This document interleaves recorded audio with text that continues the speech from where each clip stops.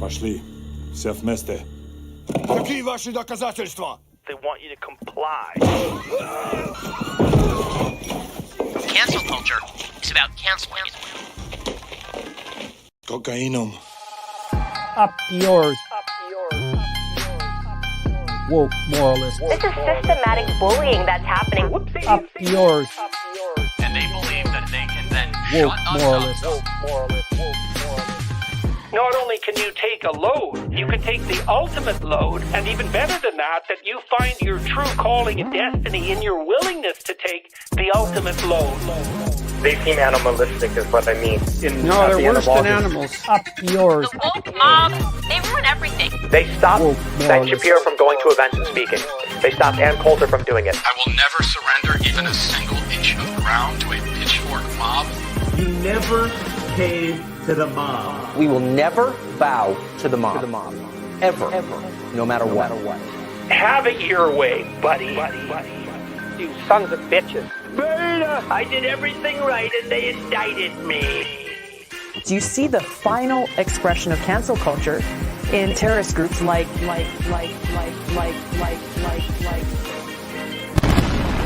We'll see who cancels who. Oh boy. Oh. Oh boy. Lots of stuff happening. What's happening, guys? I have no idea. I didn't. Well, Did you not watch it? I mean, I saw the clip that you cut of him, of Biden introducing Zelensky as President Putin, the brave and strong President Putin. yeah, and after being an hour late, the first question, he announced that the new running mate for the ticket is actually Donald Trump because he mistook. He mistook. He called Kamala Harris Vice President Trump. Yeah. Smart move from calls her Biden, people there. losing Democratic support. So he pulls the last minute Hail Mary, announces Donald Trump will be his running mate. That's really smart, bringing some of those Republican votes. He's a surefire win now. Who's gonna? Mr. President, Who's gonna your political future has hung over the NATO summit a little bit this week. Speaker Pelosi made a point of suggesting that your decision on whether to stay in the race was still open. George Clooney and a handful of lawmakers have called on you to step aside. Reuters is reporting tonight that UAW leadership is concerned about your ability to win. UAW just endorsed me, but go ahead. Thank you. My question for you is, how are you incorporating these developments into your decision to stay? And separately, what concerns do you have about Vice President Harris's ability to beat Donald Trump if she were at the top of the ticket? Look, I wouldn't have picked Vice President Trump to be vice president, but I think she was not qualified to be president. So let's start there. So, Oh my God. Ooh, did he correct himself? he did not that time. No. No, Let's get the Zelensky one. here's the reaction from his White House as he was saying this, apparently. I wouldn't have picked Vice President Trump to be vice president, but I think she was not qualified. Their eyes. Oh my God. He's actually doing Wait, who's in the middle Oh, there? they look so confident. Their Who's in the middle souls there? leaving their body. Wait, go back and replay I'm glad to this see one. Who's there in the uncomfortable middle war there? criminals. I don't know. You could see Karine So I think she's Jean-Pierre not to the qualified far to be left, by the president. way. So let's start there. Yeah, he's Number like, one. That guy in the middle is The fact is contemplating that- what a Vice President Trump. who's that? It looks so familiar. I'm forgetting his name. But yeah, he's contemplating it. Oh, man. Wow. Wow. And then this was earlier in the day. Hold up. Now I want to hand it over to the president of Ukraine, who has as much courage as he has determination. Ladies and gentlemen, President Putin. President Putin. He's going to beat President Putin. President Zelensky. I'm so focused on beating Putin, we got to worry about it. Anyway, Mr. President. I'm better. What? You're doing great, sweetie. You're doing great.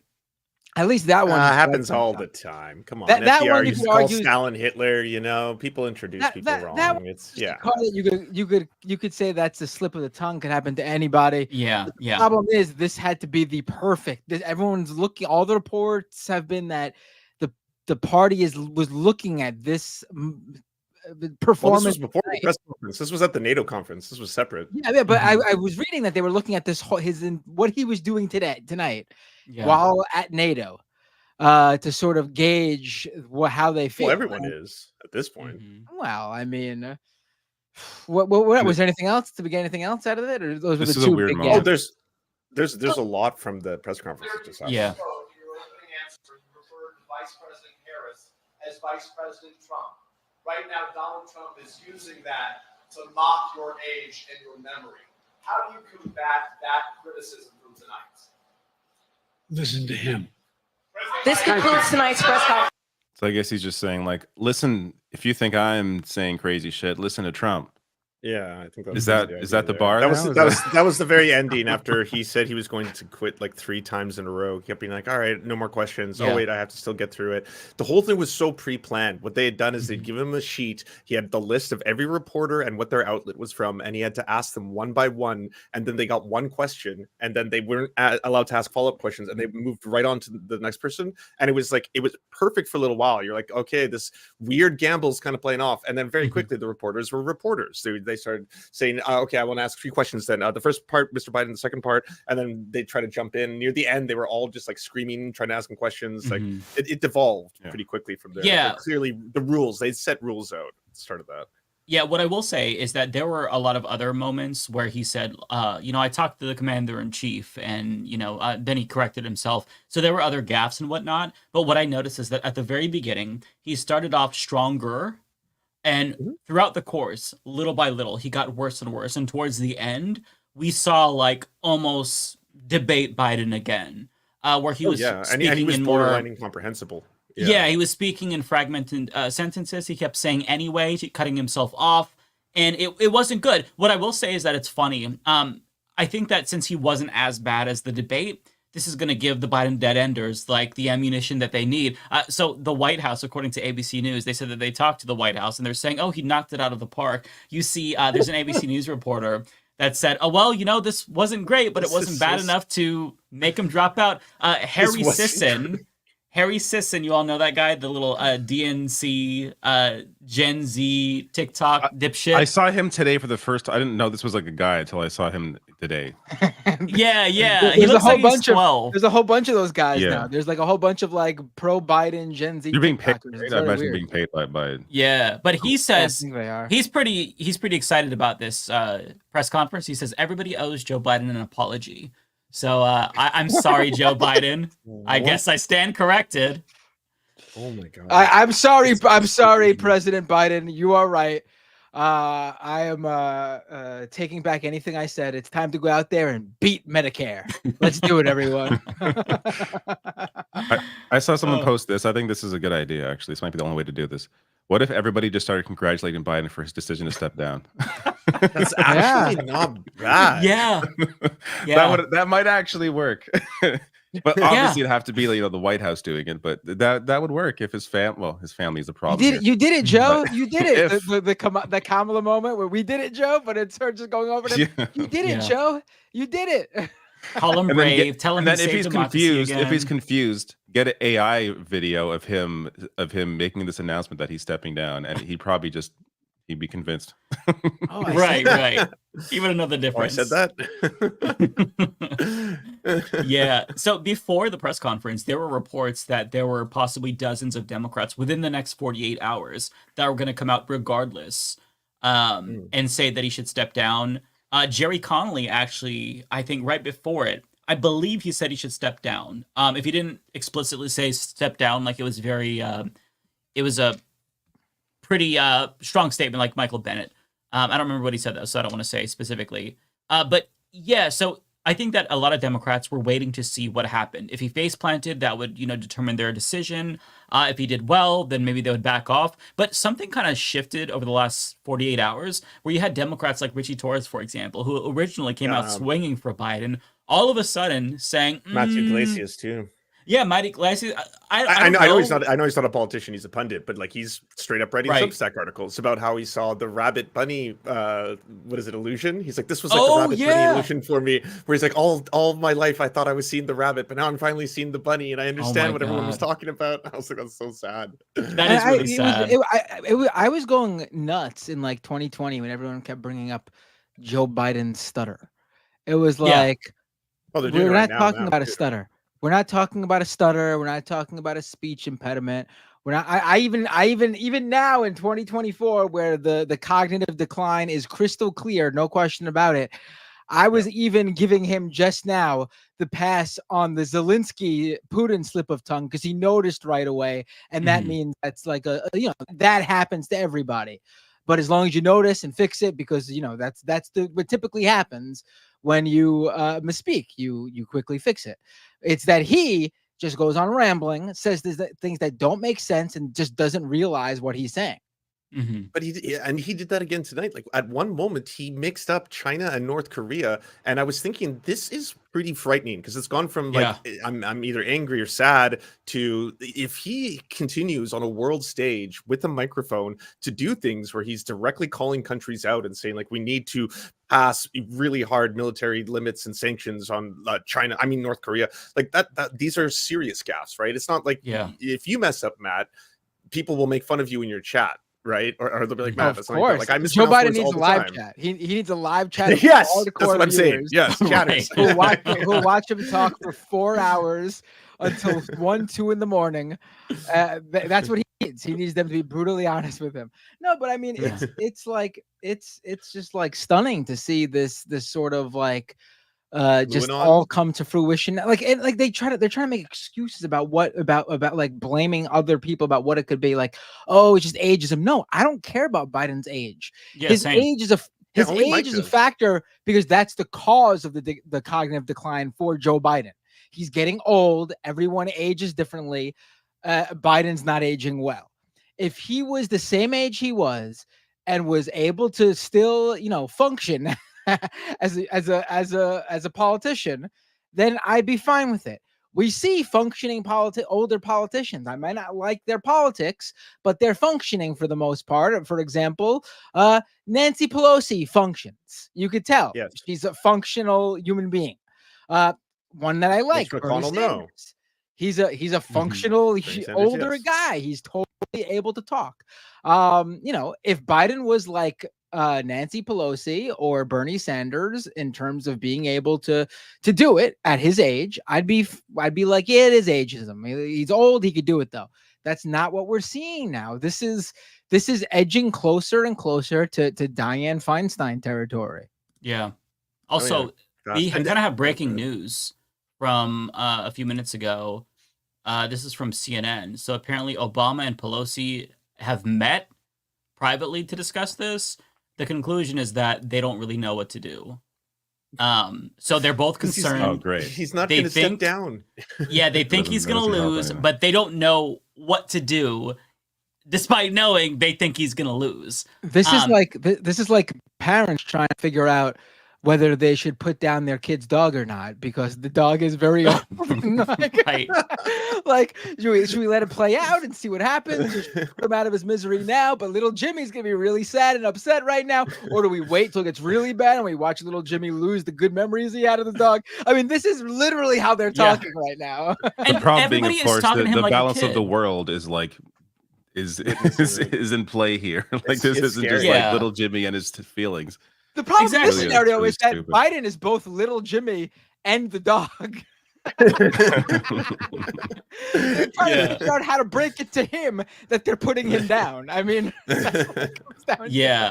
everybody has to talk to him like he's a child. Like before they say something even tepidly critical of him, they have to say, well, Biden is a decent man. He's a great president. He's changed the world. He's saved democracy. But his brain is melting out of his ears and maybe he should step up. Like, they always have to preface it. And it's just like... I think the reason they're doing that, though, like someone like George Clooney, for example, they're doing it because they're speaking to Biden. Like they're trying to get him, hey, friend, please. I love you so much, Fred. You're a hero. You're amazing. Can you please not run because you're going to destroy the planet if you lose to Trump? Yeah. Yeah. Did you see the conspiracy theories that apparently it's not Biden, it's that CNN and ABC have been manipulating his voice and changing it to make him sound Oh, nice. I saw, and I hi, saw Rebecca. that. Hi. Rebecca, Hi. what are your I'm thoughts listening. on the press conference? I didn't catch it. You missed it. Biden redeemed himself entirely. He was cogent, articulate. No, because I heard you guys talking, and I saw a little bit of the chat, and actually, I'm so sad that that happened. He called Kamala Trump. You said? Yeah, he called Kamala Vice President Trump. I'm so happy I picked Vice President Trump. We just lost her already. No, there you are. Look, lost me. But I heard you. He called Vice President Trump, and didn't. But he corrected himself, right? He corrected. No, he corrected himself when he called Zelensky himself on President Putin. Calling Zelensky. He did call. He introduced Zelensky as President Putin, and then corrected that. I gasped when he called Zelensky Putin. I was like, yeah. No. Yeah, that's really embarrassing. And everybody acting like it didn't happen. Well, I mean, he corrected himself in that one, right? With the Vice President Trump thing, he has not. Well, I mean, everyone's basically showing the clip because it's ridiculous. How long was it? The whole press conference, about 45 minutes around there. After being an hour late, by the way. Yeah, they were like a half an hour late at least. Oh, whoa! Mm-hmm. It's basically two Biden years. Dang, it's really bad out here. This is giving a lot of. I hate this, but even with all of this, it's just like it's all bad. It's all bad, but it's all bad. It's all bad, but we still gotta vote. I do, by the way, have the reaction from NATO leaders to when he said that. Oh, I saw this. Yeah. Pay attention to Olaf here because he has the strongest reaction. I can't hear the name Olaf and not think of the talking Frozen man from Frozen. Yeah. President Putin. President Putin. What? I'm on President Putin. Oh. President Putin. I'm on President Putin. Look at his. They're just like, oh fuck. You got beat President Putin. I'm just so focused on beating Putin. Oh my so sad. god! I feel like he should have been really embarrassed. Like he didn't seem embarrassed by that.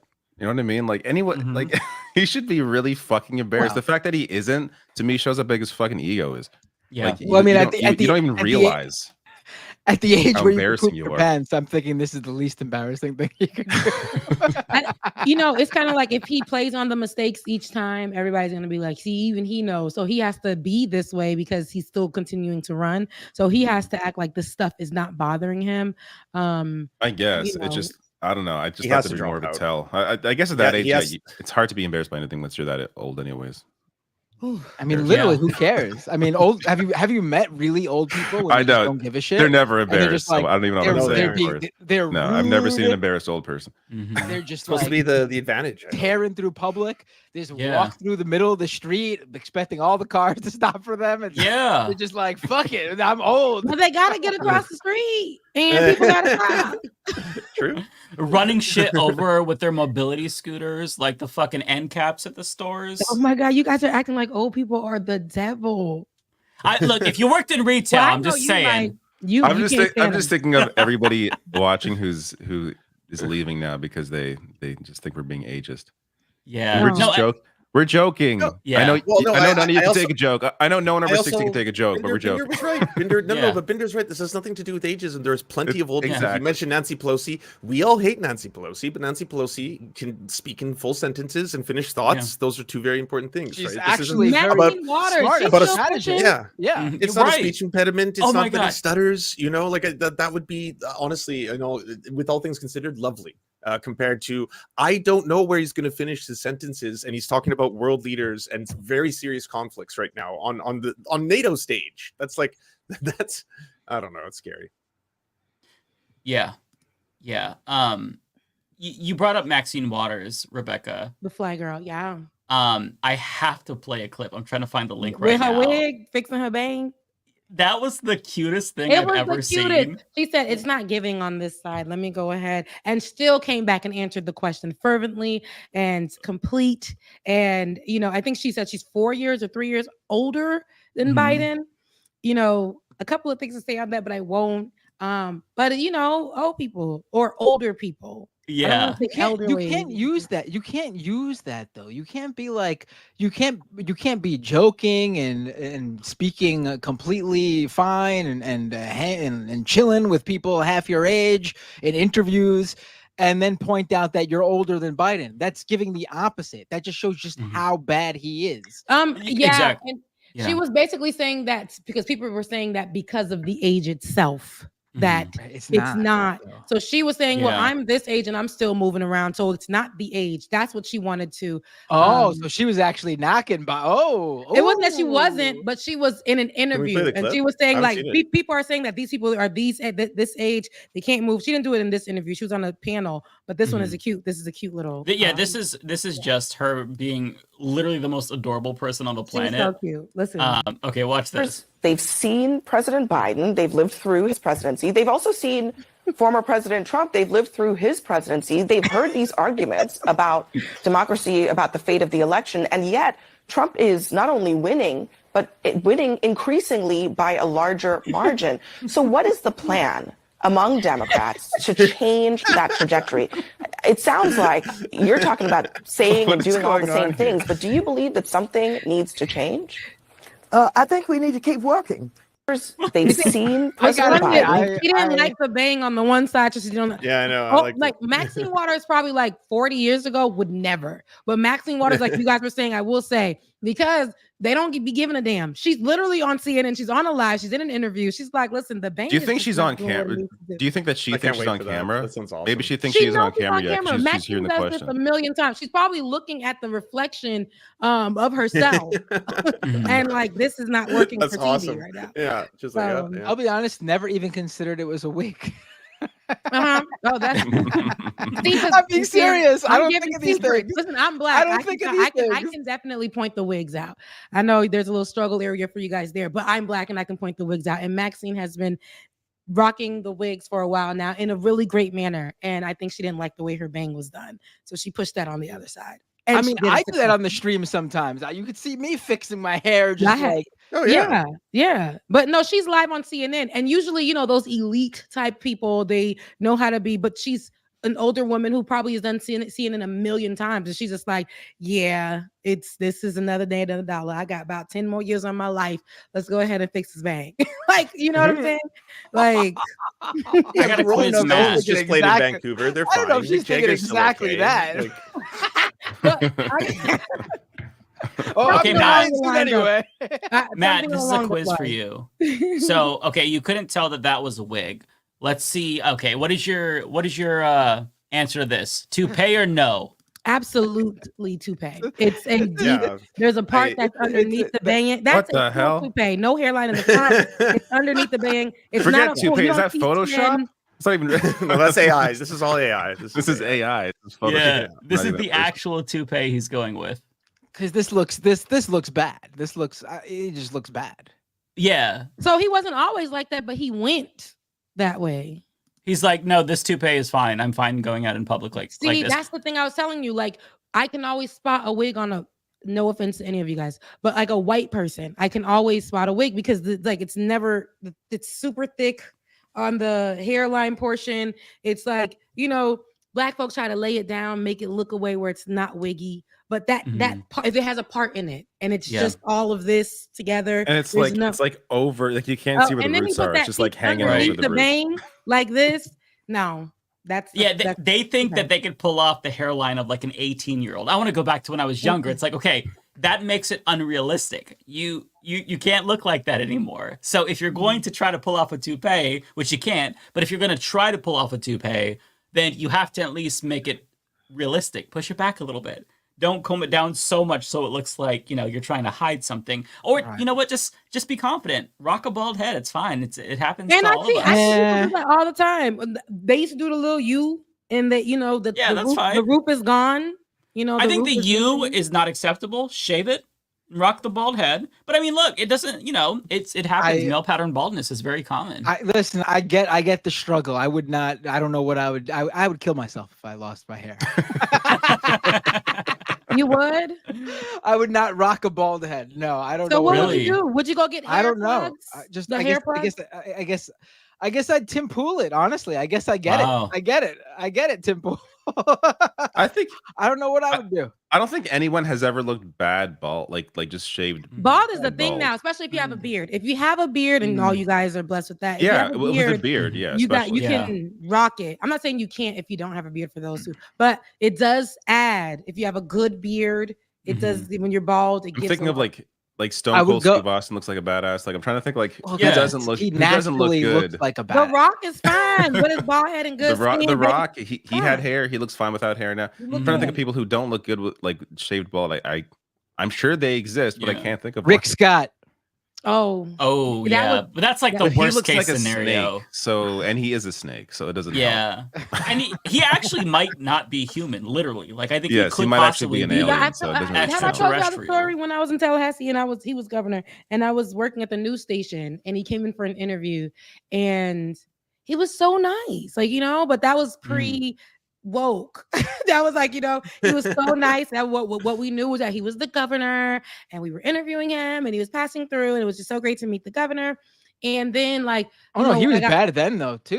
Yeah, and I heard about what he did with healthcare, all this other stuff, his history. Yeah, I knew that. I found out about that later. These people, they're always nice in person, right? Like that's how they get to where they are because they're able to play people face to face. Like that's why they get their positions. And then I found out how terrible he was, and I just saw him again, and he just started to look more different to me. I'm like, dang, is this the same person? Like, when you're not a good person, I always say this, and this is for men and women. So when you're not a good person, your hairline will start to slip back before it's time. It'll start to slip back. For women, same thing. Like your hair will start like right here. I have a widow's peak, so it looks crazy, but my daddy. But the people who are not good people, evil? You will look. Wait, I don't. A little bit. This is very mean. I don't. If you're evil, this is what happens. You're gonna lose your hair. It's also you age fast. I don't think Bernie Sanders is an evil man. I don't think Bernie Sanders is evil. There are many bald people who are not. But he's old. See, here I go with the oldness. Even I'm offended by this. Going after people who have lost their hair. This offends me as a guy with hair. This is completely blow up Rebecca's. If you're not good, and if you will lose your hair before time, you'll be 20 years old, and now your hairline. Donald Trump has hair. Hey, I was gonna say that. Yeah. No, Trump has hair. It's like I think he has hair plugs. He's holding on to stuff, and the pieces that's left over. I don't know. I think Donald he has Trump enough is real balding. hair. That's why he doesn't flip over. Come on, let's be serious, y'all. He's balding. He does that flip over. I don't know.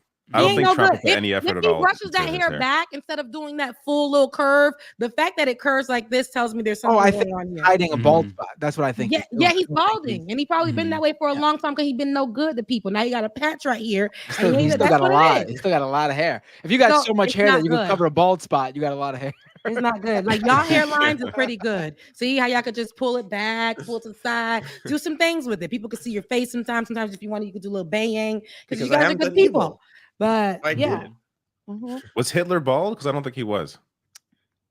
Oh, was he baldy? I think this breaks. But didn't he die early? Breaks your didn't he die early? Well, his thing was that he was bad at art. He wanted to be a painter, and he was terrible. He was a shitty artist. So there's always some curse that you get if you're evil. Mike, it's gonna come in your life some kind of way. Yeah, the overall premise that Rebecca is what she's saying is witchcraft true, shit. Sure. No. Yeah. I'm Haitian, so don't get it twisted. There's a clip of Kamala Harris that someone shared that I just feel like maybe we should just let's play a Biden clip and then this Biden clip again that we played earlier since Rebecca missed it, and then I'll play this Kamala Harris clip as a back-to-back. Yeah, the juxtaposition is honestly stark, and it's crazy how low the bar is. Have we moved on to Mama? I'm fully on board with the K-Hive. The political future has hung over the NATO summit a little bit this week. Speaker Pelosi made a point of suggesting that your decision on whether to stay in the race was still open. George Clooney and a handful of lawmakers have called on you to step aside. Reuters is reporting tonight that UAW leadership is concerned about your ability to win. UAW just endorsed me, but go ahead. Thank you. My question for you is, how are you incorporating these developments into your decision to stay? And separately, what concerns do you have about Vice President Harris's ability to beat Donald Trump if she were at the top of the ticket? Look, I wouldn't have picked Vice President Trump to be vice president, but I think she was not qualified to be president. So let's start there. All right. So there's that's Biden. Here's Vice President Trump.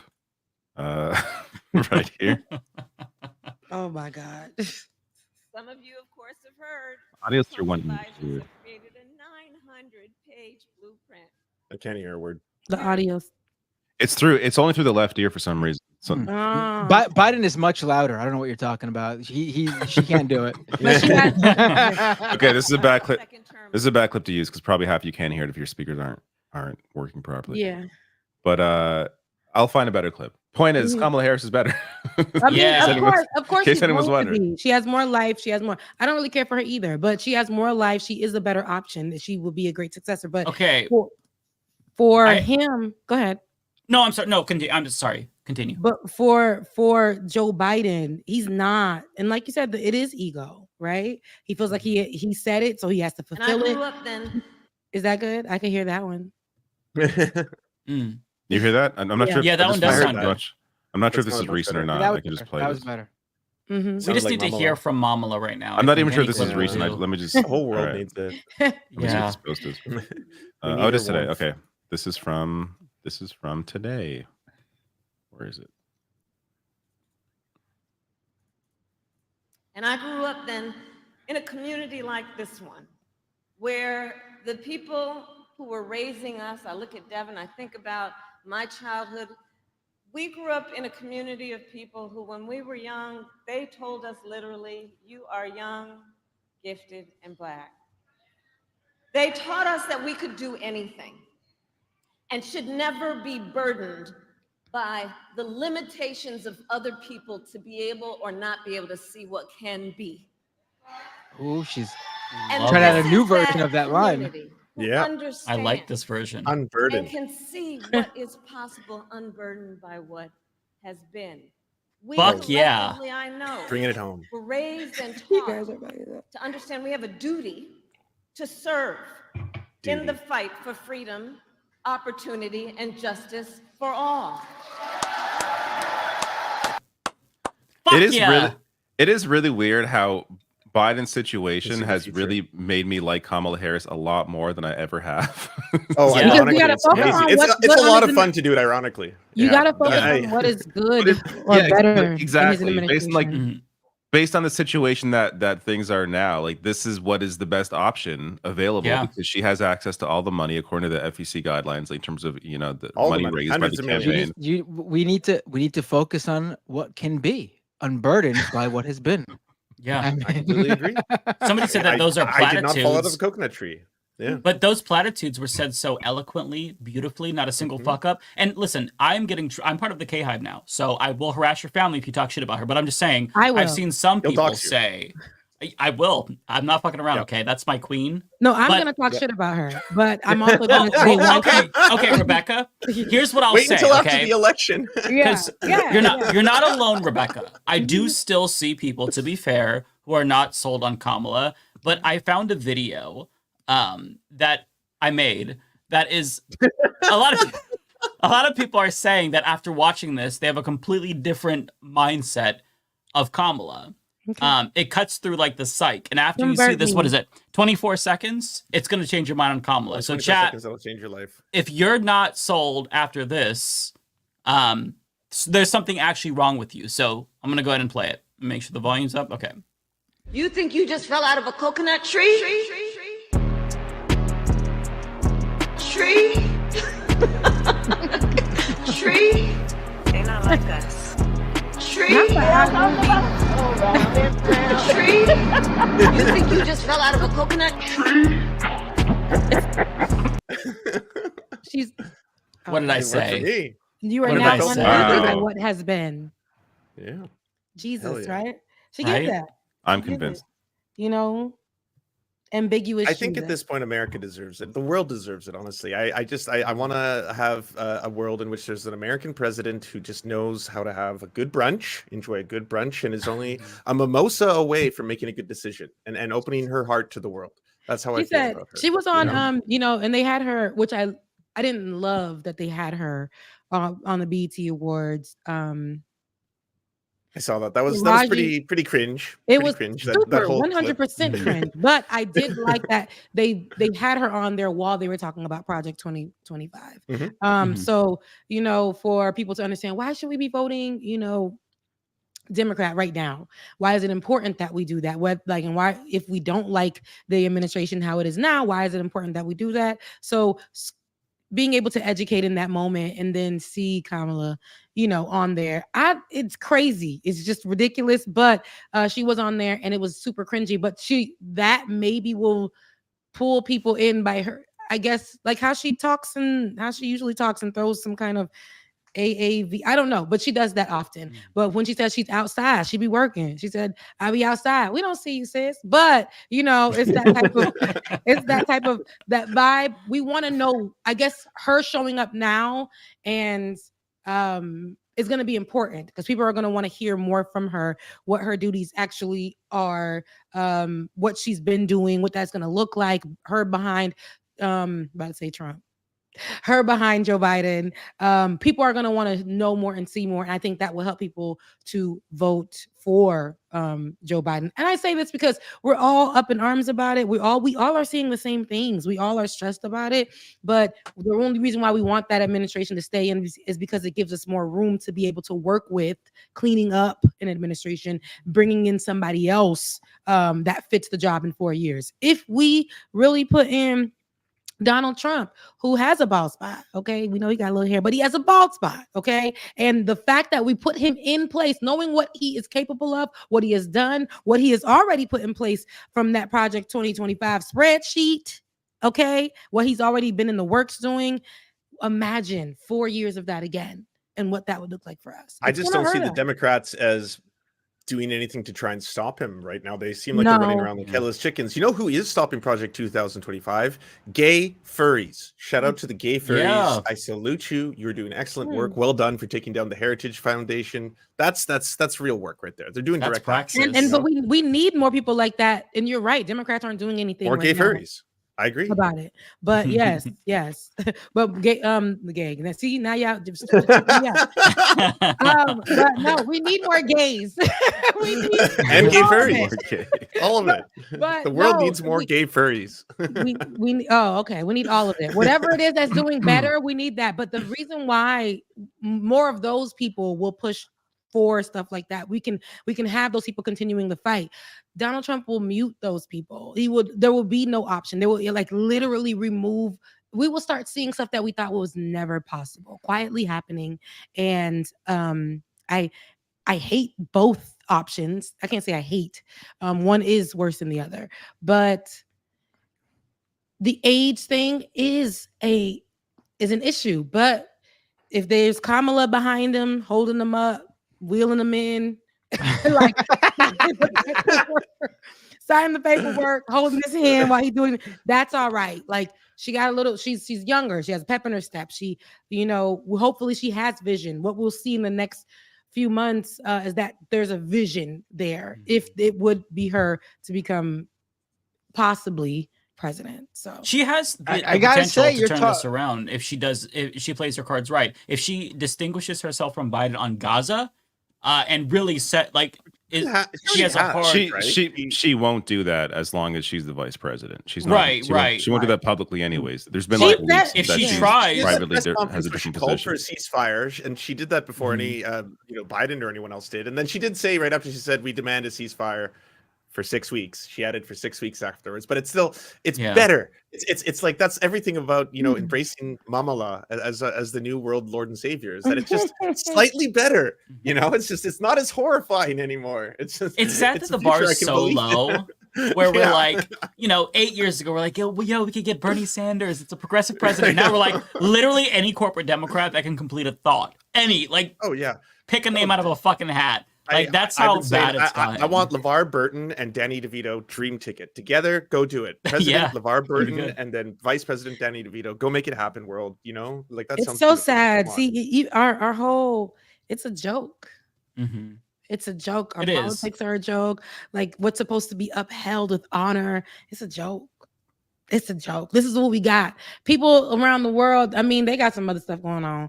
We saw what was happening in India. It's wild. But like, it's a joke here. It's not. And then for us to act as if we are the best in the world, absolutely not. Oh. I just want to share this proof of collaboration between Putin and Trump.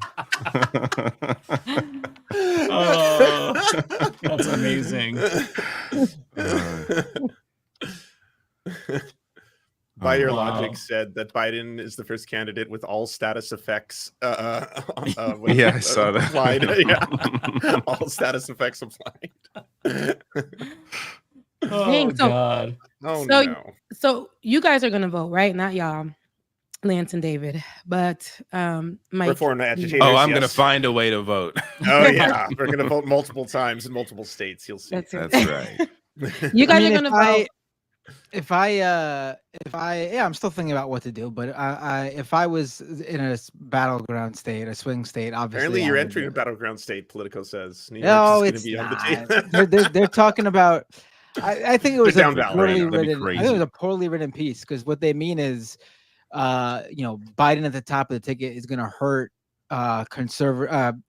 Democratic House candidates who are running in more conservative districts. Because as you'll recall, during the midterm election, New York Democrats managed to really screw it up and lose in areas where they should have won that were trending a little bit more conservative, but still they should have been able to pull it off. Yeah. Oh, like Biden's not going to lose New York. Yeah. He's not going to win Michigan. Yeah, it's just if you look at the aggregate polling data from all of the swing states, he's down in every single swing state. He said in the press conference today that you can't trust the polls and that other polls have shown him ahead. So like you did a great job, Mike, breaking this all down. It's actually David too. Both of you put out a video on this where it's just like everyone keeps saying like all the blue MAGA crowd or sorry, blue and on crowd, like the conspiracy ones where it's like the polls have always been wildly off. And then you're like, but they haven't that much though. Not this much. Yeah. Not like they've been off by 1 percentage point or so. We're talking about you are showing what, like a 9-point deficit in certain swing states that you need to win 9 points. Like that's recently when they've been off, it's been to the detriment of Democrats. Like that, Biden was up by like I don't know a lot higher than what he actually won by in 2020. Hillary Clinton, of course, an obvious one. The midterms were closer, but when it comes to like the election for president, it's been the polling has appeared to benefit Republicans in that it undercounts the turnout for them largely, or maybe it overestimates what Democrats are going to do with the turnout. Yeah, exactly. And it like even if the polls were consistently wrong and they over or underrepresented one party, it's the only data point that we have. And I'll concede that you can't ever take one poll and say this is definitely where the country is. Like you look at the aggregate polling data. That's that's how it's always been.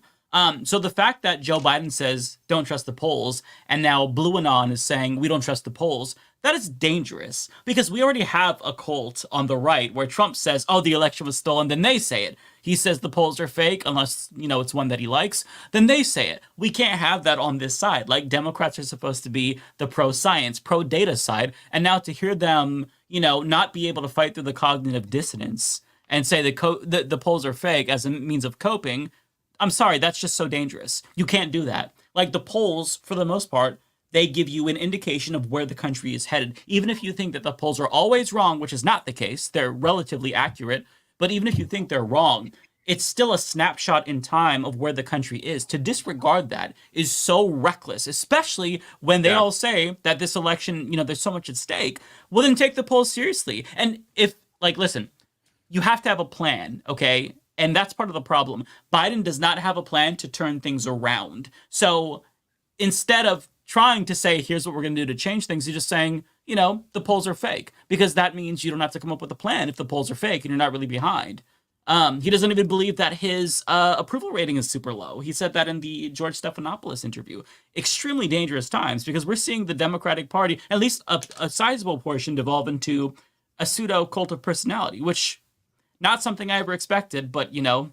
Biden was saying in that interview that he's the only one that could do this job. Like, who else could keep NATO together, and who else could do this? Like, that is literally Trump shit. Narcissism. Like, right. Yes. Narcissism. Like, only I can accomplish that. Like this. But It's he just, said, you know, yeah, that's the arrogance that you were talking about. But of course, because he feels like he said he's going to do it, so he has to do it. It would be nice if he put somebody else in place, but I think we're just so far in, and we know he ain't going to do it, and he's deteriorating. Not. It's not true that they keep saying that he's going to be, if it goes all things according to plan, yes, he's going to be the nominee. He's not yet, though, right? Like, they haven't even had the Democratic National Convention. That one is true. I don't think they had a real primary, in the sense that no one was allowed to run against him outside of independents or that one guy. I can't even remember his name, right? But you could have an open convention. I know people are saying that historically open conventions have been disasters, especially for the incumbent president, so people don't even want to risk it. But you saw Joe Biden today at his youngest. I want everyone to be clear about that. That's the best he's going to be, right? And then going forward, yeah, it's all downhill. For me, it's not even about, like, you know, there's a staff that does a lot of the fucking work. Like, I don't even. It's even less about like him as president. It's more about, I don't think he can beat Trump. Like, he can't campaign. Exactly. And like that's the issue here. Like, people, like, I don't know. I've seen like comments on some of my videos where it's not the majority, but a few people, you know, who are like the Biden diehards are like criticizing like any criticism of Biden, but it's not that he can't. No, he probably can't do the job either. But that isn't the problem here. The problem is he can't campaign. The problem is he cannot win the election. Like, that is the problem. I think what some people are just fearing is because America's so dumb, and so what people are fearing is that if it's not even, because I don't care for Biden much. I don't, as far as his administration. I don't, and I'm very vocal about that, as well as but I'm not going to say he hasn't done things that have been way more positive than Donald Trump. But it's the fact that if we could, because there's such a short time from here until November, and if we focus on what we know are facts, is his age and how he is not the best in presentation and speech, but we know that as far as his administration versus Trump's, it would just be having him in there will give us at least some wiggle room for us to hold them accountable when they get in office, and for us to clean house and put somebody else in there that's better. Donald Trump and his crew and his Nazis, because if we continue like to have the conversations this way, the reason why people are saying this or being like, please don't focus on those talking points, is because it's like America's dumb. They will sit there and be like, yeah, I agree with that, so I'm just either not going to vote, or I'm just going to like vote for an anonymous, like stuff like that. But the votes are going to be super duper important. Although right now we know that a lot of people, once they saw that debate, they were like immediately, I have to vote for Donald Trump because Biden is senile. Like, that's what they were just like, he's just incapable because he's not presenting well. When in fact, it's his administration that's going to be the running stuff, right? That's usually how it is. But it's just, America is literally so dumb. They won't go do any research. They won't go really have their own thinking process. They're just going to stick to the fact. Yeah, they're just going to be like, well, you know, Trump, like, he is bad, but he can talk, and that's enough for them. Yeah. I think all y'all Americans, though, you should realize that, like, this is kind of a uniquely American thing. The I rest feel like of the you call world, me a like, curse word. Oh God, no! All y'all no, Americans, no. what you call me? No, that's not Was that a flirt? No, it's that, like, other countries are not in a perpetual election cycle. We're not always every year thinking about like what's happening in 3 years when the next presidential election has. In Canada, we throw an election in a month. You know, from announcement to election, done. In the UK, that was 2 months, announcement till election, done. Right? In France, look what they were able to do in a couple weeks in terms of, like, you know, navigating and moving parties around and getting parties to drop out to block the far right. 2 weeks. You know, like, y'all have 4 months to potentially select someone stronger than you know, what But Joe we're not Biden gonna is do right now. right. America is done. It's literally Well, it then, just giddy up. we're not gonna do right. We're not gonna come together, just figure it out, figure it out. And it's either the left or the right. We just gonna be so separate. It's gonna be somebody being like, well, I don't want to wear that green t-shirt, so I'm not gonna like it's that kind of vibe. Like it's literally that. It's the smallest things. They're not gonna focus on the bigger picture. So we can't even try to commune together and get somebody in. Like that's why that's why the only out here is that Biden has to decide to not run. That's why there's so much. There's this attempt to pressure him to be, and ultimately, I think Kamala Harris just makes the most sense. Like, that would be easy. It's just easy. There's she gets the money. There's less of a fight or less of an argument about why she deserves it. She's the vice president, whatever. Like, so I don't think she's the best candidate, probably, but I think she could beat Trump better than Biden can. So it just, it's also, with the time frame and the timing of this happening, if it did happen, it just makes sense for the vice president to take over the campaign. You piss off the least amount of people, and there's already a campaign apparatus that she's a part of. You keep the money, the hundreds of millions of dollars they've already fundraised, so you'd have that as well. The campaign she's not a convicted felon. She's not in the Epstein files. She has not raped anybody. She doesn't traffic children. All really good points, right? And having a woman at the top of the ticket after Roe was overturned, she can speak on make that the whole centerpiece of the campaign. And she's kind of black. She's kind of Asian. She's like, and she, it's like a whole thing. It would be great. Kind of black, kind of Asian. Yeah. But, she went to an HBCU. She's an AKA. All of those things could, and she has some Jamaican in her family. It's relatable to everyone. And then once she's in, we can start holding her ass accountable too. I mean, like, oh, absolutely. Day after the election, I'm going back to Kamala. I'm 100%. It's going to be a lot of Kamala like that. November 6th, I'm leaning hard into it. Like what I said, and that's what is important. Do I care for her? No. Like, I would rather, because of what we have, I just cannot imagine what my life would be like politically, health-wise, living-wise. Like what Donald Trump did during his pregnancy. I'm just talking about all things. He can't be pregnant. I'm all over the place. What he did during his presidency. That's even worse than what Biden said. God, I know. He's not running for president. Don't worry. My mama said when you talk about people and it start happening to you, don't be looking crazy. No. Yeah, his presidency under Donald, it was the worst. It was the worst, especially for Black folks, especially for Black migrants. It was nasty work in this country. And we saw an influx of a lot of, it was terrible. And he did so many things under the guise of helping America. And that's how we got Make America Great Again, of course. And a lot of our doctors and lawyers, mailmen, all of those people, male women, people that we thought were like white and allies, they were just like, you know what?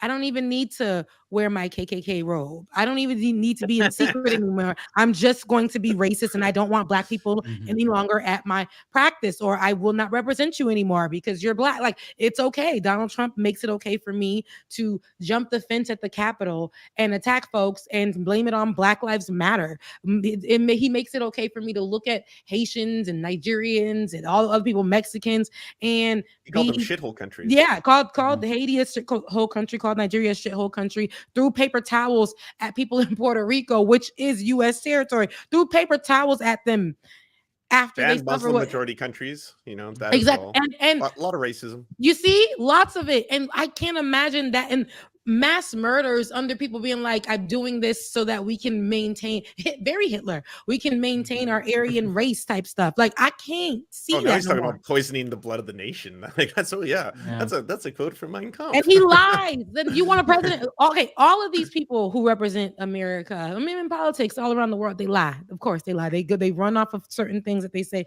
policies that they say they're going to stand behind. Of course, they get an office. They either can't maintain it or they just don't do it. But Donald Trump he lies. The man lies. There's no truth in him. He sat there in that debate and there was just lies, but they just went again off of vibes. He's funny, right? He likes funny. to make Biden's becoming funny now, though. He was funny Yeah. today. Yeah. Kamala is That was funny. pretty and like funny. I feel really bad for him kind of way. Yeah. not funny. I don't think Not that quite the same. Democrats understand that Kamala, like if you just look at Kamala, like up until this point, like she has gaps and it comes off as cringe. But like a lot of Americans, once you flip, once you embrace her, you let her into then your it's heart. just, oh, she's a dork like me. She's a character in The Office. She's Michael Scott. And Americans might find that endearing just because it's like, oh, okay, she's kind of like that fun auntie who, you know, you meet and sometimes she says some things that are a little bit questionable. But like, I think that the thing about but she's a lot happier after the right combination of Xanax and like brunch. Yeah, and just like she's pleasant to be around. She always looks like she's on Get that something for cocktail. me when we see her. But right now, you know, I'm not going to be too judgy on her. I'm going to keep my... anyone but Biden, honestly, can do what Biden cannot do. And that is they can, now I'm not saying they guarantee, they can reverse this demoralizing effect. Like the biggest problem right now is turnout. Biden's numbers are down because turnout is going to be low. He's lost young voters. He's lost Muslim voters. And now he's losing independent voters because of the cognitive decline issue. So if you can't reverse that and get people out, you just aren't going to be able to win this election. So if you have somebody who's new, who can kind of like change the tone, that alone might breathe new life into this campaign. Like, it's not a guarantee. Like, if you replace, you know, Biden with Kamala, she could still lose. If you pick some random governor, they could still lose. We might just be fucked, and Trump might just be like an inevitability at this point. But it's either like a near certain loss with Biden or the possibility of turning things around with anybody else. So that's my estimation at this point. It's kind of like if it's Biden, it's bust. And they have to do something. They can't just let that happen, especially if they think that Trump is an existential threat. Now, what's interesting is that Ezra Klein, I'm not sure if you all saw this, but he was on a podcast with Tim Miller, and he says that some of the Republicans that he's talking to, Democrats he's talking to, and I'm paraphrasing this, they admitted that they don't actually think that Trump is an existential threat. Because he was like, well, why aren't Democrats acting like this is an existential election? And, you know, if they believe democracy is at stake. And it's because they don't believe that. Some of them are like, I'm fine with a Trump presidency. Now, you are learning that Democrats, some of them actually do want to win. Those are the ones that are speaking out and saying, hey, we need a new nominee. But there is a large number of Democrats that actually genuinely don't care about winning, because if they're not in like one of these swing districts where the top of the ticket really can fuck them over and they're just kind of in a safe seat, then it's like, well, you know what, if Trump's in office, I can fundraise off of that. I can send emails. So they don't care. But to me, like, I've kind of like, my view of electoral politics has changed completely. I don't view electoral politics as a vessel for like progressive change. I think that occurs, or radical change, exactly. That occurs from the bottom up, unionization, lefty organizing. Really, all that electoral politics is useful for at this point, at least at the national level, is just stopping fascism. So, I mean, if it comes down to it, then if we have to weekend Bernie Biden across the finish line, I'd prefer a dead Biden to a Donald Trump, as sad as that sounds, because the bar's in hell. But like, as long as you block Project 2025, then there's at least more of a chance to continue to organize and whatnot. But like, if you lose what's left of democracy, then things just deteriorate faster. And I understand people that say, you know, it's not even a democracy. I absolutely understand that argument, but you will notice the difference when you lose what little democracy we have left. I'm talking about civil rights, civil liberties in particular. Civil rights are on the chopping block, of course, but civil liberties, that affects not just marginalized people, that affects white people. If you're a Democrat and you want to protest, you start losing that quickly. I mean, there's already ways of like trying to restrict that when it comes to BDS, but like, think about that on a bigger scale for more issues. You know, if all of a sudden Trump is saying, actually, you can't criticize me. Like, these are things that happen when a country slides into authoritarianism. And it's not going to be like, okay, one day we're democracy, the next day we're North Korea. That's not how it's going to work. It'll be much more gradual than that, but you're going to feel it. Like, you'll feel the difference between 2024 and 2027 if Trump is elected. So all I'm saying is that it's bad. It's going to get bad if you allow it to. To your point too, is that like I was speaking to these activists, and some of them were indigenous people who lived on reservations, and I was trying to explain to them about the U.S. election. We were having a conversation about it, and they were trying to tell me, they're like, I understand for some, especially white Americans must feel like something bad is about to happen, but they're like, we've been living for years in abject poverty. We don't have clean drinking water. Our children are taken away from us all the time by child care protection services. So we already live in a very, very dystopian future. So this is what you're witnessing in the US is you're starting to see people, the middle class, the middle to lower class, people who are poor, they're also having their rights eroded before their very eyes by this problem, right? And it's like you're saying, you should pick your enemy. That's what you're doing essentially, right? Like you're not, there's not going to be like, what is Biden really doing for, say, Black Americans? What is Biden really doing for Indigenous Americans? What is Biden doing for like, I used to be able to say he was doing stuff for LGBTQ plus Americans, but now it seems, just like the UK, they're willing to throw trans people under the bus at the last minute as you're getting closer to an election cycle, right? So it's more like like you said, he's a better enemy to have than Donald Trump. That's the way I see it. Yeah, and he's done more for all the communities named, the minority communities, the marginalized communities. Let me get it right. I'm tired. But he's done more for the communities, Joe Biden, than Donald Trump at all. Donald Trump, actually, all of these marginalized minority communities, he's actually called them the enemy. He called them the problem for in the debates. In his presidency, he made it seem like every issue that happened were because of marginalized people. Children are dying because LGBTQIA plus exist, right? Drag queens were the issue. Like that was like stupid stuff like that. And his dummies would believe it and go out and go shoot up clubs, right? That's what you get under Donald Trump. And with Joe Biden, he drops the ball. Sometimes he's quiet on issues. Sometimes he doesn't speak out on when he should. Sometimes he stays on the wrong side of things. We have seen this, but I would rather know that we're more safe under him for another 4 years and we can start calling his mess as well. While we clean house and get over that, like put somebody in that really makes sense. We dropped the ball. This is what that is. We need to look at this as we dropped the damn ball. We don't have a good candidate. This is what we have. So now we got to try to be like, maybe Kamala, maybe this, maybe that. We got to start trying to do math and make it math, knowing that it's not the best, but we're going to try to make it stretch. It's like when you have your last little $10 for your gas tank and you got to make it to work all weekend. You're going to make it stretch. Okay. So that's what we're trying to do until we get the job done. And I know that my thing is every time I get online, and especially in spaces that are predominantly Black, and those online spaces where the people aren't educating themselves, and the page itself will post up Joe Biden and against Donald Trump, and everybody's like, that's why I'm voting for Trump. That's why I'm voting for Trump. That's why I'm voting for Trump. Without none of them are doing their due diligence. And then their favorite artists are out there pushing the stupidest rhetoric. He gave me money when he was president, Donald Trump. He, put money in my pocket when he was president. He got some homies out. He's a felon, so I could relate, but he's never seen behind bars like your family members have. And he hasn't brought your family members out. He let out celebrities, and he made sure to carry out execution of 5 Black people in his transition out of presidency to make sure those things were. So this is what I'm talking about. Donald Trump ain't no good. That Project 2025, the things that he's denying that he is doing has already taken place. Has already taken place with his colleagues, his friends, all of them that have signed off for Project 2025. A lot of the things that he's saying that he ain't got nothing to do with, just like he said he had nothing to do with January 6th when everybody was screaming out Donald Trump. Trump, they love him.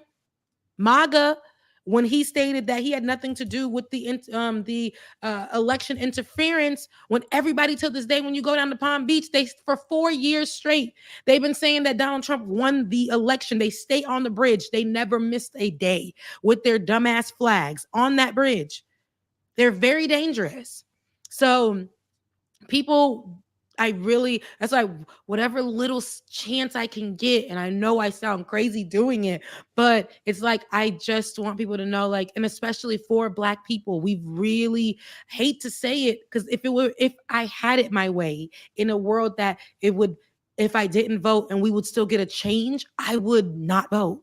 But it's not going to help, especially for Black people, because our ancestors worked 1,000 jobs to even get us to the day where we can be able to vote here. So just to not vote is not the best option.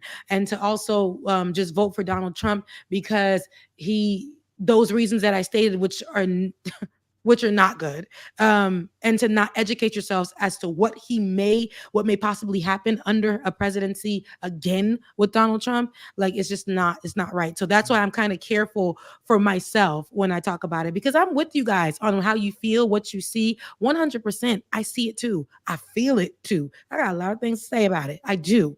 But right now it's cutting too close to November. And I want people to not be discouraged in voting for the smallest things. Like, and it's not small, let me be clear, but for when it comes to Donald Trump, for the smallest things about, him having a record, him with the gold shoes, him, going to a barbershop in Atlanta, not actually appearing there, but they're saying that he's for Black people. Like, those things are not real. It is his character, like actually animation. It ain't real. He's acting so that when he gets there, he will let out all of the racism, all of the, the division, putting us back more, taking away more of our rights. We're going to see that. We are going to see that. It's going to be tough. It's going to be tough. So I'm just saying, if we can just give it a little bit of chance to work with what we got right now, where we can start moving You're saying around. You embrace Kamala now? I ain't say that, but I'm just saying that it's, that's where I'm at with it. Maybe not embracing, but I will definitely be there, making sure. Did you watch Mike's video again, maybe? Maybe. I don't know. Maybe I'll watch it a few more times before I go to sleep and really focus in and meditate on it. Yeah. Follow the watch back and forth. Maybe meditate. Yeah. And be like, she said she was outside. Okay. Be unburdened by what has been. Right. Yeah. So I have a report here from Jonathan Swan about what Trump's response is to Biden's press conference. I saw Biden's response to Trump too. Yeah, I saw that too. It already happened? Oh, they're already tweeting at each other. People close to Trump are thrilled. This is from Jonathan Swan. People close to Trump are thrilled about Biden's solid enough performance. It was strong enough, they perceive/hope, to keep his candidacy alive. They foresee a landslide with Biden as their opponent and would rather not have anything happen to introduce risk, change, or uncertainty. The status quo is their clear preference, even if they hardly fear Kamala Harris. So yeah, it's kind of confirming what we already knew, that Trump really does want to run against Joe Biden. They have a bunch of ads, like attack ads, already ready to go. So there's a report from Politico that the Trump campaign and Republican donors and whatnot, they're going to spend $61 million during the Summer Olympics just blasting Joe Biden. And what do you all think that they're going to blast him for? What do you think they're going to say about the Democrats in swing states in these more vulnerable positions? Did they lie about Joe Biden? So apparently that's going to be like the focus. There's a quote from, I think it was Stephen Miller in a Semaphore article, where he's saying that they're going to paint this picture of a conspiracy that Democrats weren't honest about the reality of Biden and how bad he got. And on top of that, you also have the Heritage Foundation. They've already made it clear they're going to sue to keep Biden on the ballot in the event he is replaced, because they want to lock him in. So they want to make sure Biden is at the top of the ticket. Now, what I find interesting is that some of the blue MAGA crowd, they're sharing that Fox News headline about Heritage Foundation suing as like confirmation that, see, you can't change out Joe Biden because they're going to sue. And it's like, ask yourself, why do you think they are so hell-bent on keeping Biden at the top of the ticket? Ask yourself that question. It's obvious. Trump doesn't have his VP. Like, the idea that all the tickets are finalized and you can't change it now, like, it's absurd. Not to mention, even more of a reason, I guess, to put Kamala Harris there, because she's on the ticket. So you can't, sue because she's on the ticket. Like, it's, especially if it's like over a health issue. Like, Biden's like, I can't do 4 more years of this. What are you going to do? Crazy tweets. I saw some crazy tweets about what to send to the the Heritage Foundation. Y'all are sick online. It's crazy space. And people were doing that. They said where to send used tampons and napkins, and they put the Heritage Foundation address. The address? It got so many people were sending things. That's all I know. I went to the comments, and yeah, people are crazy. But they was doing it. They was doing that. You said that. So So yeah, like these are Trump's biggest allies right here. This is Trump criticizing George Clooney after his op-ed. What does Clooney know about anything? Trump slams fake movie actor. And then Steve Bannon didn't make it in acting. He was like, but why did he do? But he said Biden should step aside. So why did Trump go after him? Because they want Biden to run. It's they want very Biden. Like Donald Trump Jr. right now is announcing he wants Biden to run. They want Biden to be the opponent for Trump. Like I said, Trump is a weak candidate on paper, right? Like when you look at it, convicted felon, tried to uproot democracy, tried to overturn an election, all over the Epstein files, massive pedo, rapist. Like that's a bad candidate. But so there's a clip. I don't know. Actually, I might be able to find it where Trump calls into Hannity and he's talking about the Biden situation, and he legitimately sounds sympathetic about Biden because he kind of sees Biden in himself, where it's like, oh my God, they're trying to take it from him. They took it from me. I don't know if this is the okay. Yeah, I think this is the clip. Let me share this here. Give me 1 second. Because Trump look, Democrats are like trying to attack Trump right now, saying he hasn't been doing anything but golfing. All he has to do is sit back and watch the shit show unfold. He's doing exactly what he needs to do as a candidate. So this is the interview here. And it looks to me like he may very well stay in. He's got an ego and he doesn't want to quit. He doesn't want to do that. It just looks to me like that's what he wants. I think Jill would like to see him stay. She's having a good time. I notice she really seems to be having a good time, and I'm hearing that Hunter is calling the shots. So this isn't necessarily a very positive thing for our country, but I think he, might very well stay in, and if he does, nobody wants to give that up that way. He's going to feel badly about himself for a long time. It's hard to give it up that way, the way where they're trying to force him out. So,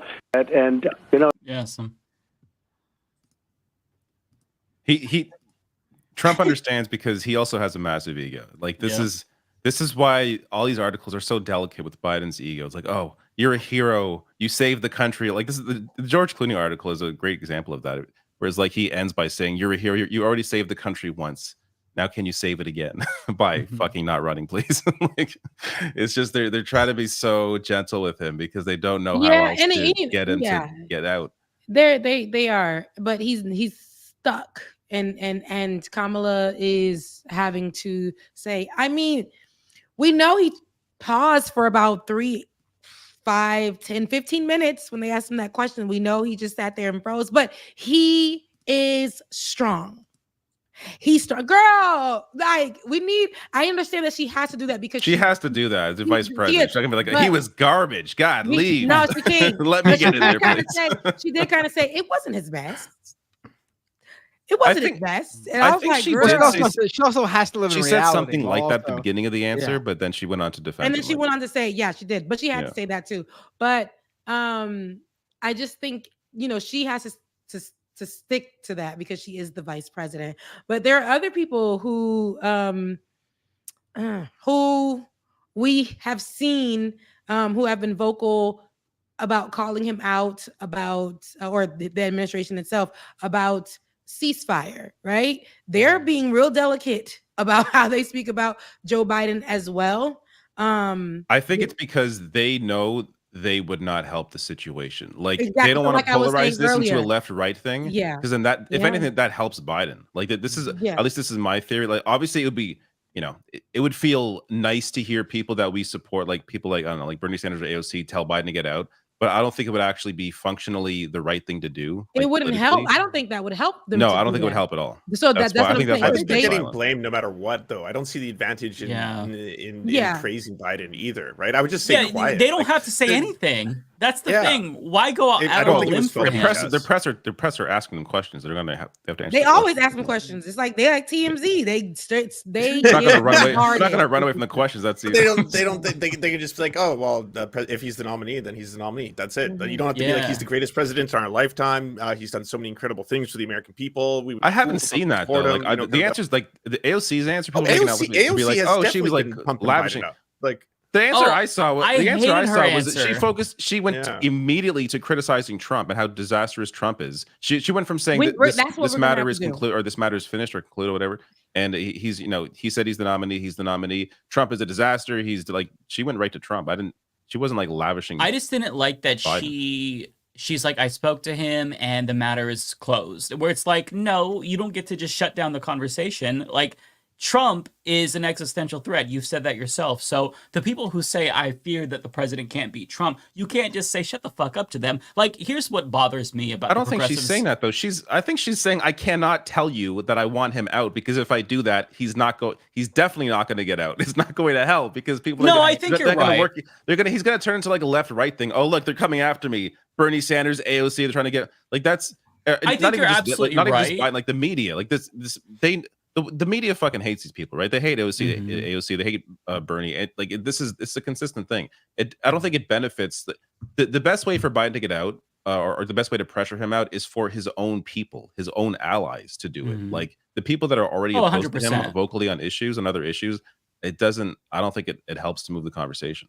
No, I agree 100%. All I'm saying is, if you're AOC or you're Ilhan Omar or you're Bernie, let him sink. He's doing a genocide. Use this moment to push him out. I agree that if they were like came out swinging, he's got to drop out. That would help Biden, because it would absolutely be seen as like, oh, this is another proxy war in the Democratic Party. So I don't think that they should do that. I think they have to play their cards right. But you don't have to go in the opposite direction and say the matter is closed. It's literally not closed. And I think that it was. I agree with you. When AOC said that, it felt like it felt like a turning point to me, because it's like, oh, AOC's saying it. So I guess now we're all kind of just like, he said, quote, the matter is closed. He had reiterated it this morning. He's reiterated it to the public. Joe Biden is our nominee. He's not leaving the race. He's in the race, and I support him. I mean, I think the reality is that Mike here. Completely. I think the reality is that they believe that, though, and like, so because they think, like, they see the Democratic Party. What the fuck? In what world does the Democratic Party ever do anything dramatic or like drastic?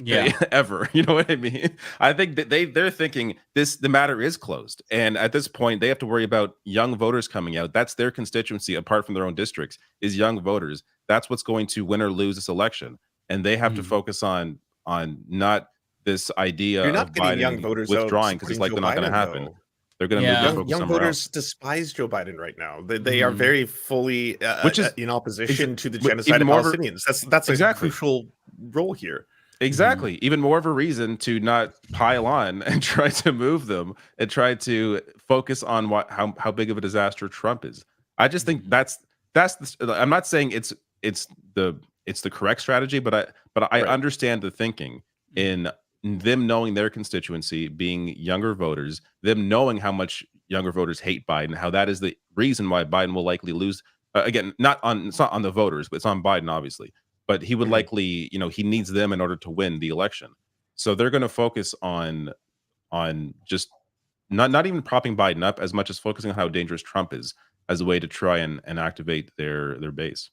I just wish they took the goofy approach that Pramila Jayapal took. Her approach was so spineless, but like what progressives should be doing. She said, they asked Pramila Jayapal, will you support Biden as the nominee? And she said, I'll support him as the nominee until he's no longer the nominee. Like, waffle on it. Like, you don't have to really draw a line in the sand and say, I'm on Team Biden right now. That's what really bothered me, because it's like, this is a chance to literally turn things around.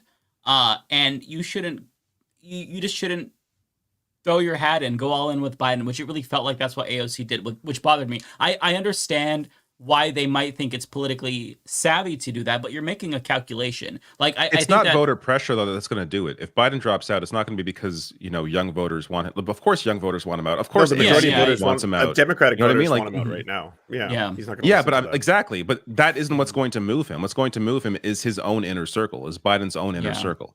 Like, so I just think we convince him that he's already stepped down. I agree with that oriental plan. That is the best plan, honestly. we all gotta pretend that he's already stepped down. They do an intervention. He enters the room. They all start clapping.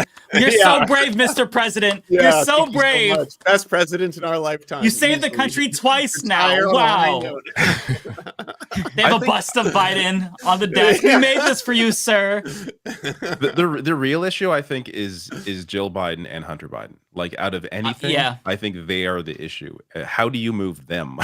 It's the real question. All the defending I did of Hunter. How could he do me dirty like this? Maybe it's like convince Hunter that Biden's going to lose, Trump is going to win, and you will be focused on even more. You will be thrown in jail. They will come after you. Like, I don't know. There has to be. I'm sure there's some reason or some way to convince Hunter and Jill to push Biden in the right direction, because they have to be the biggest influences here.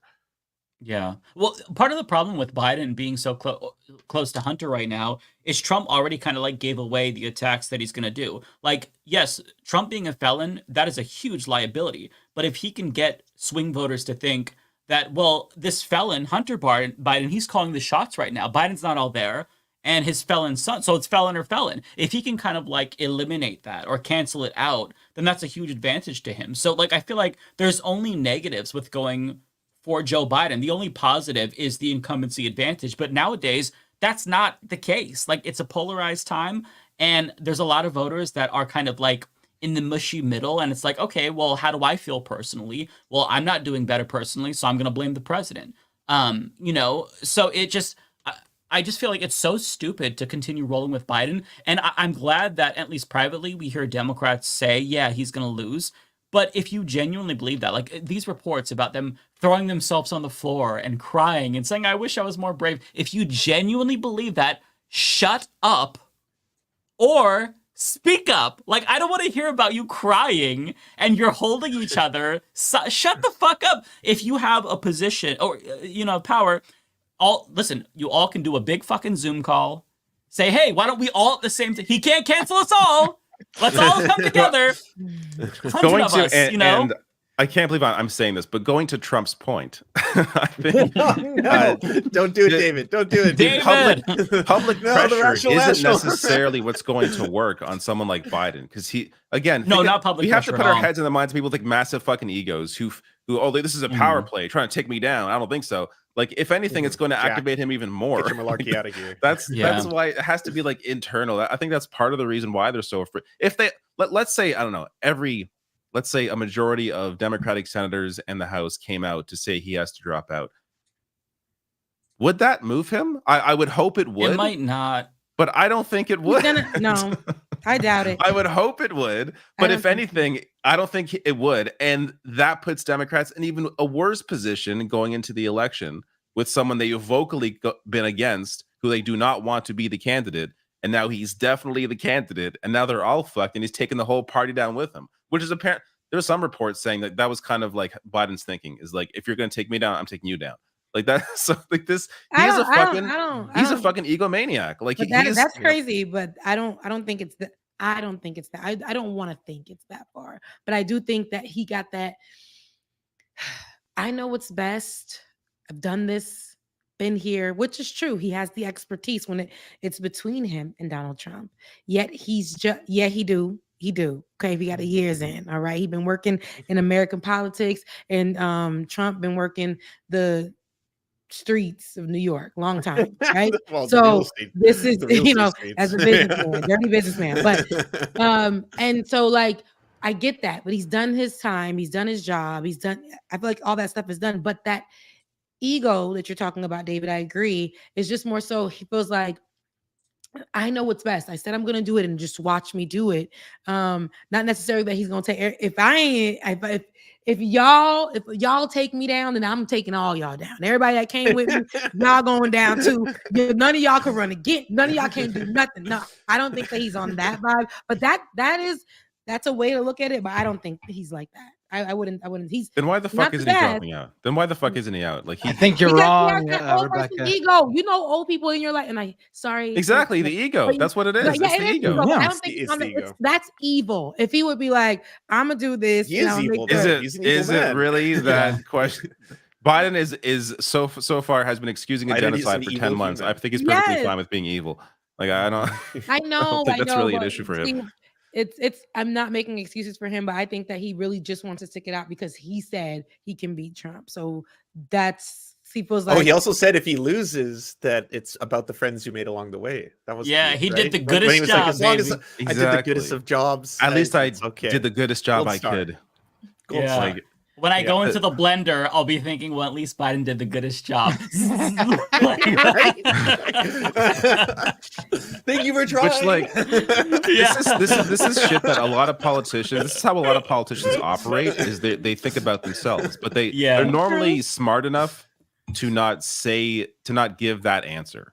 Like, a better politician would be thinking that, but they're not going to be giving that answer. The answer they would give an answer about, like, it would be disastrous under Trump. That's why I'd never forgive myself, but I know I'm gonna win, which is why I'm sticking to this race. Yeah, some something like bullshit that. answer. Like, not like, oh, at least I gave them my goodest job. Like, get the fuck out of here. Agreed. Yeah, like, what is this fucking, like, you're attempting a boss Class fight in Dark president. Souls? Like, what the fuck are we talking? You're talking about the presidency. Come on, man. Project. Come on, man. Listen, Biden can shut down all these questions about his mental competency if he plays the Elden Ring DLC and at least gets to the Mesmer boss. If he can do that and defeat that boss, he has my vote. Full stop. He won't do it though because he can't. It's not gonna happen. So That's definitely not happening. Kamala Harris probably couldn't either, though, so I guess she can't get your vote either. I think that if you give her the right build, give her a strength and dexterity build, I think she could do it. She needs a little bit of practice. I think she could do +1 Xanax, +2 mimosa, she'd be set. Yep. Just give her the dance pad. She could be the dance pad. Elden Ring first. Yeah. On the Xanax. By the way, as we film this, so I'm watching, like, I'll refresh every once in a while. Like 10 minutes ago, there was the 16th House Democrat calling him to drop out. Now we just have the 17th. So the numbers are ticking up, and the reports about, this drip, and the amount of people expanding, it seems like it's coming to fruition. Again, as David was saying, like, even if half calling him to resign, that might not move the needle. Again, I think that it is going to come down to his inner circle and his wife and Hunter Biden, and I think they've locked us in. At this point, I don't know what's going to happen, but either way, it's pretty shocking, regardless of what happens. Like, if they replace him, that's really shocking because we haven't seen anything like that. If they don't replace him, that's fucking shocking because he's headed for, like, almost certain defeat. So, like, either way, it's going to be a very entertaining 4 months. I wish that, like, we were watching the movie about this and not experiencing it. But, there's going to be content. So, we'll be entertained, to say the least. This season of America is wild. Absolutely wild. America, what are y'all doing? You thought season 2 in 2016 was crazy. Wild. This is the worst. This is terrible. But I like positive content. I don't like fucking depressing shit. No, it's depressing. I'm not motivated by, like, depressing news. No, me neither. And we have I chose the wrong fucking often. profession, clearly. Same. Yeah. We have to live it. I don't know what's happening in Canada, but we have to live this. Everything sucks. It's not good here. I mean, it's, I wouldn't say just it's bad right now. I wouldn't say the only it's difference as is we haven't bad, called an but election. Pierre's You know pretty what's fucking crazy? bad, man. I just found out that there is a town in Newfoundland called Dildo, and they had a giant dick glacier a few years ago show up. Yes. Like, is Canada even made real? news. How is that? Did you discover that from Elon Musk? Because I saw he posted it. No, I didn't see it. Oh, the fact that he posted it makes me sad. I should for be the bringing prime it up. minister of Canada. If we had a real country, we would have elected. We would have elected. Elected. What the This is hell why I are can't we be the talking president. about? Because I'm to speak too. All right. Yes, it happens to everybody. Lance hears but about I'm not on the world stage. Lance hears about a giant dildo and immediately goes to I know. And I'm like, A elected. city Fine. called Dildo? Like, Freudian is the slip. city called Dildo? Like, is there an accent? Or... Dildo, Newfoundland. It's a place called Dildo. Yeah. Yeah, it's not. Is it an accent? Maybe we're saying it with our. No, there's no accent. It's just straight up. Why don't they change the name? I just searched dildo on Twitter without any other context. That was stupid. David. Put it on screen, David. Don't be a coward. Don't turn off safe search. It's gonna be together before. If there's anybody from Dildo, call into the show. We'd love to hear from you. See, 420-6969. I'll be honest. I saw this and I thought it was like a joke. I didn't think this was real. So this is news to me too. What the hell? This is legit. Oh, it's right. Legit, yes. This is old news. That was from like a year ago.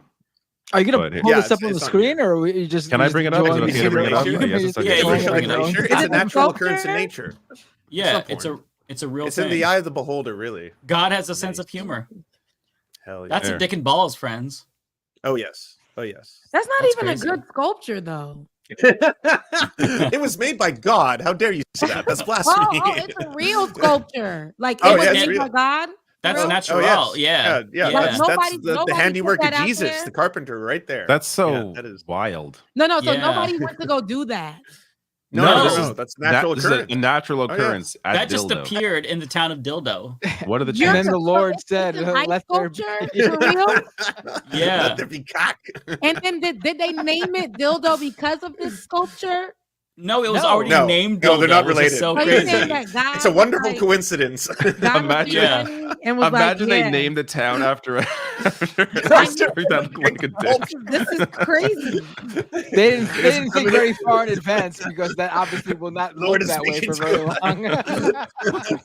Because I was like, that's not a funny good job, words. y'all. If they rain sculpted that like that, that's not good. It just, It's imagine, miraculous. imagine waking up in Dildo and seeing a dick iceberg. Like, what I the know, fuck? flooded towards you. Is it still there? No, This it's is gone like a now. year ago, so it must be gone at this point. Yeah. As all the ice caps have melted. Yeah. Global warming is killing our dick ice cap. It's killing our dildos.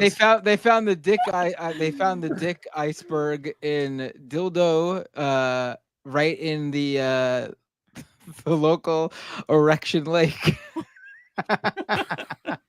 And that's a girthy boy too. God damn. You guys are. Just crazy. This is the world we're living in. Like, this is a simulation. Is anybody unconvinced that angle. this is a simulation at this Not point? you found a different Why? angle. You're saying, dude, you're saying exactly what Elon Musk said. You should go take different yourself outside. I said what right Elon now. Musk said? Oh no. That's like He the said second that? thing. Oh no. Oh. God. Damn, you guys have the same sense of humor. I'm Yeah, that's so like- lame. I'm gonna You've been kill on- myself. That's the worst. Oh. According to possible Matt, thing. you've been on a whole Elon Oh. Musk role. Like you've just been giving us It's true. a lot of Elon Musk. Yeah. I don't believe it though. That's gonna disturb Mike for weeks. You're a now. good person, Mike. Yeah, I I have. can Do I see have that the same deflated sense him. of humor as Elon Musk? Oh my god, I'm gonna He's not Minecraft funny. myself.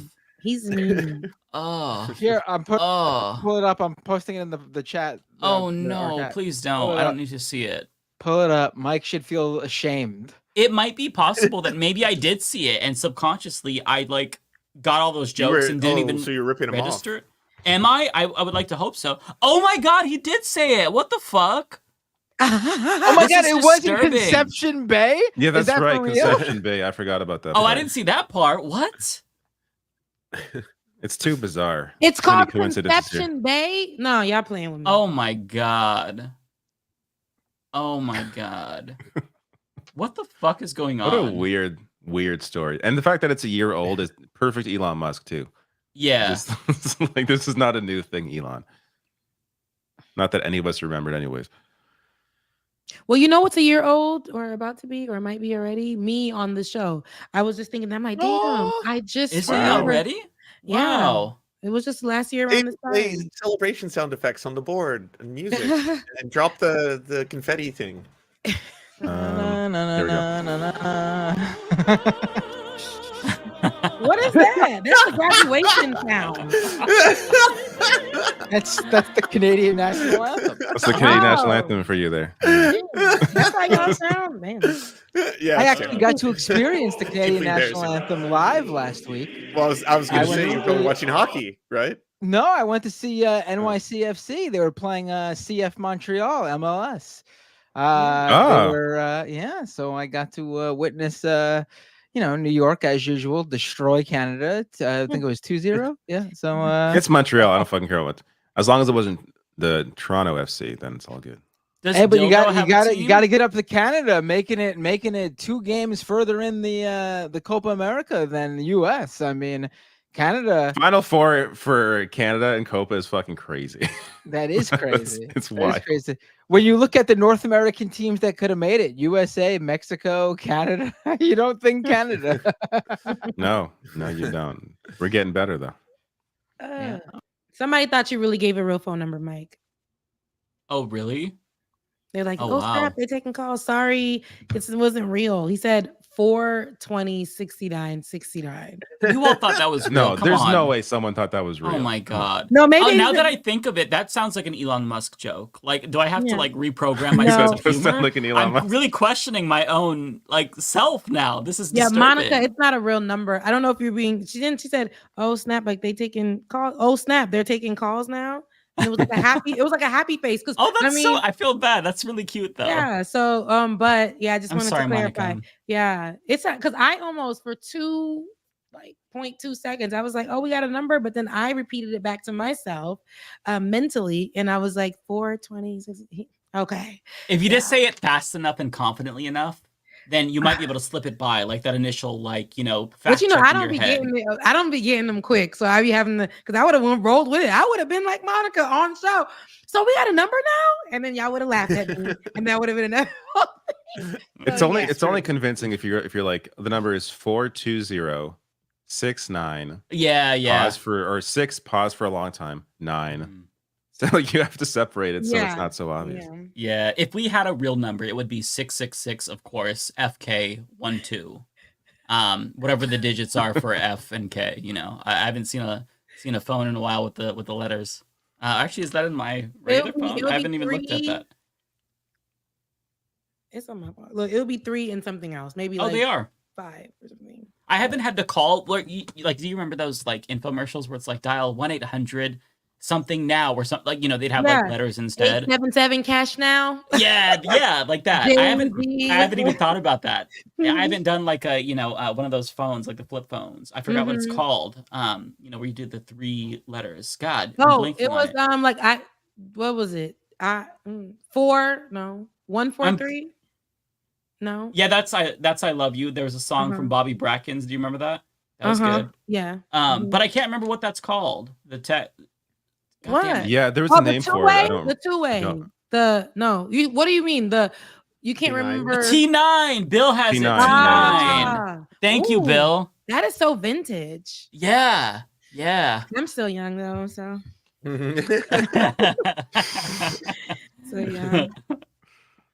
What was your first phone? My first phone, my dad. Those Nextels. I didn't have that one. I had the one that AT&T had came out with. I thought it was special. So the Nextel had the little "where you at?" Remember that one? Oh, yeah. So then AT&T had their version, and they called it PTT, push to talk. So it had the same sound and everything, and it almost looked like a My Touch, but it just you slid it up and down. So I thought that was cool because my dad bought me that phone. And that was fancy back then, though. Yeah, and everybody else had like a flip, but mine had minutes on it. Yeah, I think I had a my flip. dad could see all my information when the bill came. That's when the bill had showed you like the text messages and all that information in the bills and stuff. It showed the text messages? Yeah, it would show who you text, what time. Oh, who you texted, but it didn't show like the actual text message. No, my dad could actually go there and get text messages. He would threaten me and be like, "I'm gonna go." Oh my god! Yeah, he would threaten me and say that. And AT&T, because he was the guardian on my whatever. But yeah, and then if I was close to my dad, was a videographer, a local videographer. So when he would go and like, I would have my phone with me, and if it was near like a radio something, and my call would be coming through, it would go tick tick tick tick tick tick tick. Yeah. They could hear it in there. Yeah. Like, it was crazy. And that was my first cell phone, and then I got years later I went into the BlackBerry family, and then I was so happy because I'm like, all y'all using like regular text, I'm using BBM. So yeah, BlackBerry. What'd you say, Lance? BlackBerries were Canadian. Oh, really? I didn't know that. That's I didn't know that. And I had a pearl one. It was like all white. And AT&T scammed me because they told me, "Don't you want to be free from your family's plan?" And I was like, "Yeah." And they were like, "All you have to do is give us your social security information, sign your life away. We already know you're a struggling student, but we will give you a brand new phone." And then I would see my bill be like $1,000. And I'm like, I can't afford that. And the phone, like they had split the phone. They were like, "We'll give you this phone for free. You can get it for free."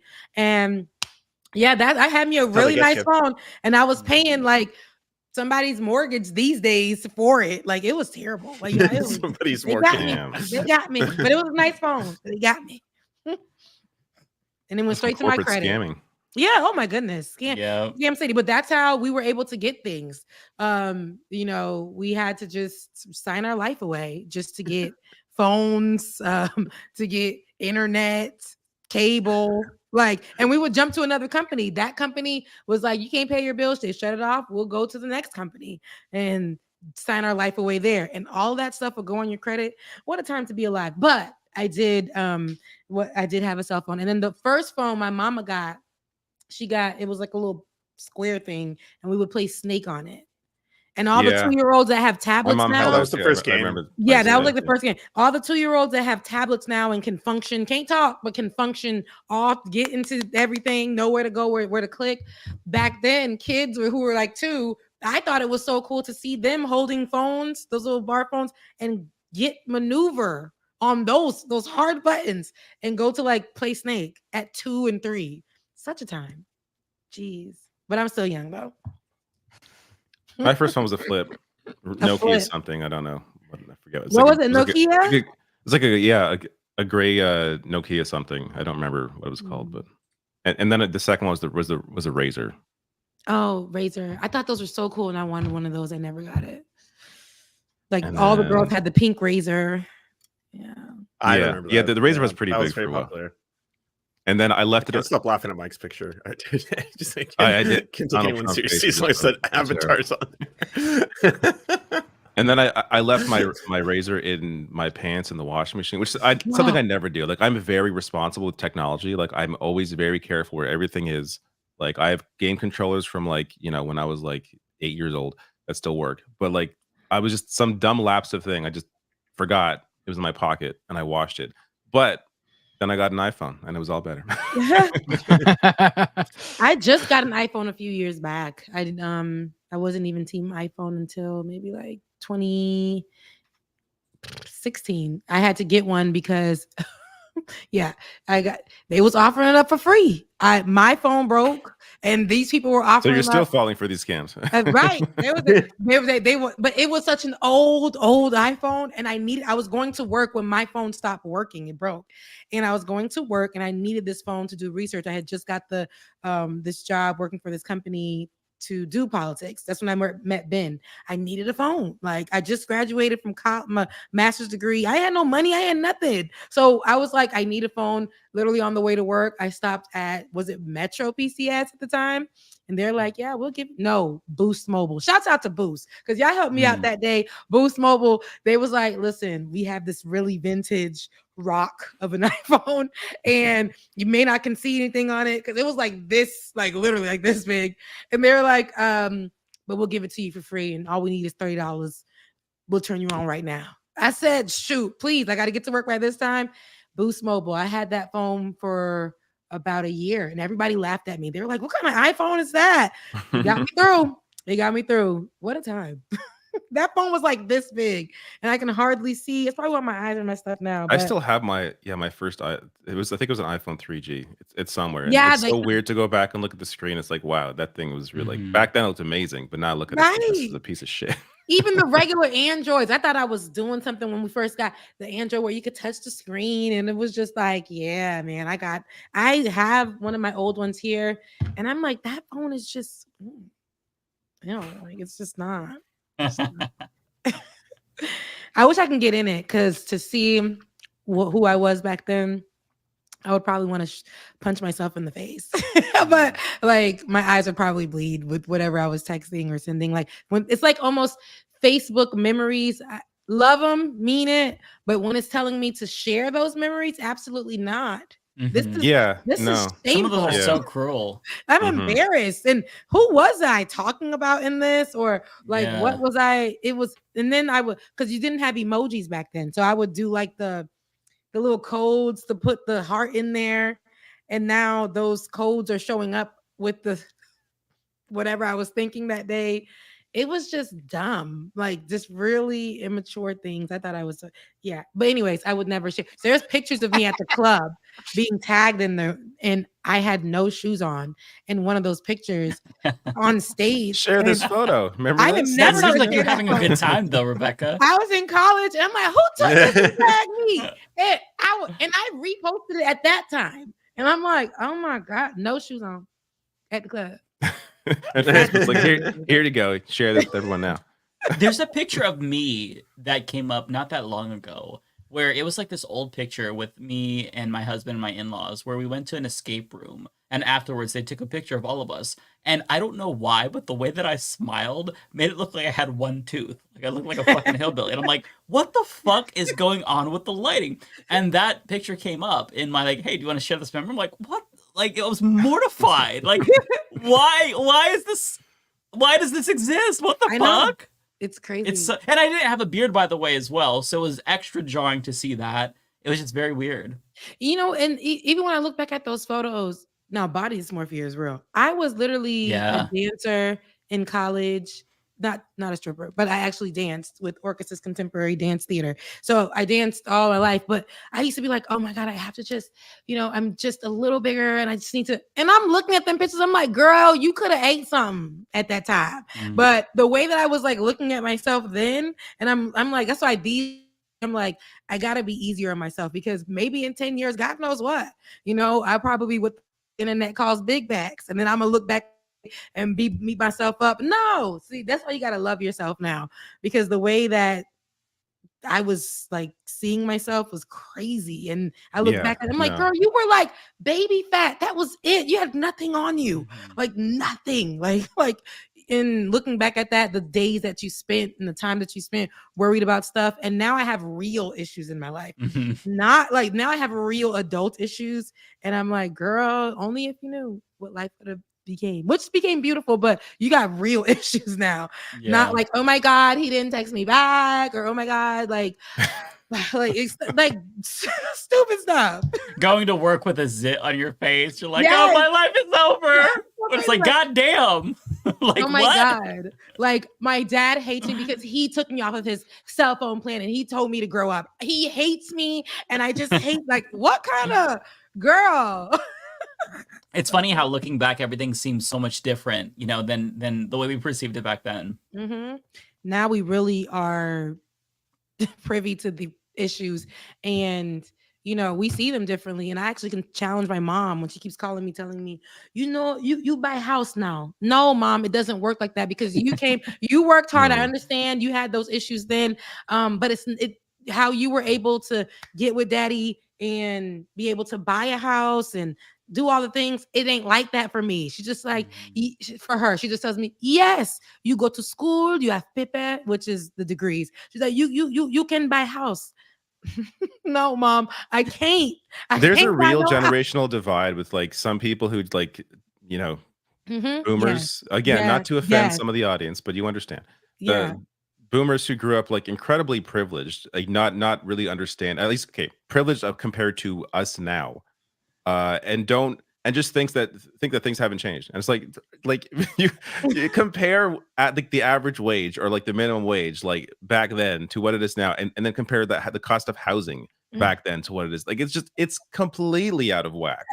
Like it's insane. So for there's this disconnect where people just don't understand like how fucking hard shit is. For to put it in anyone perspective, who's a millennial.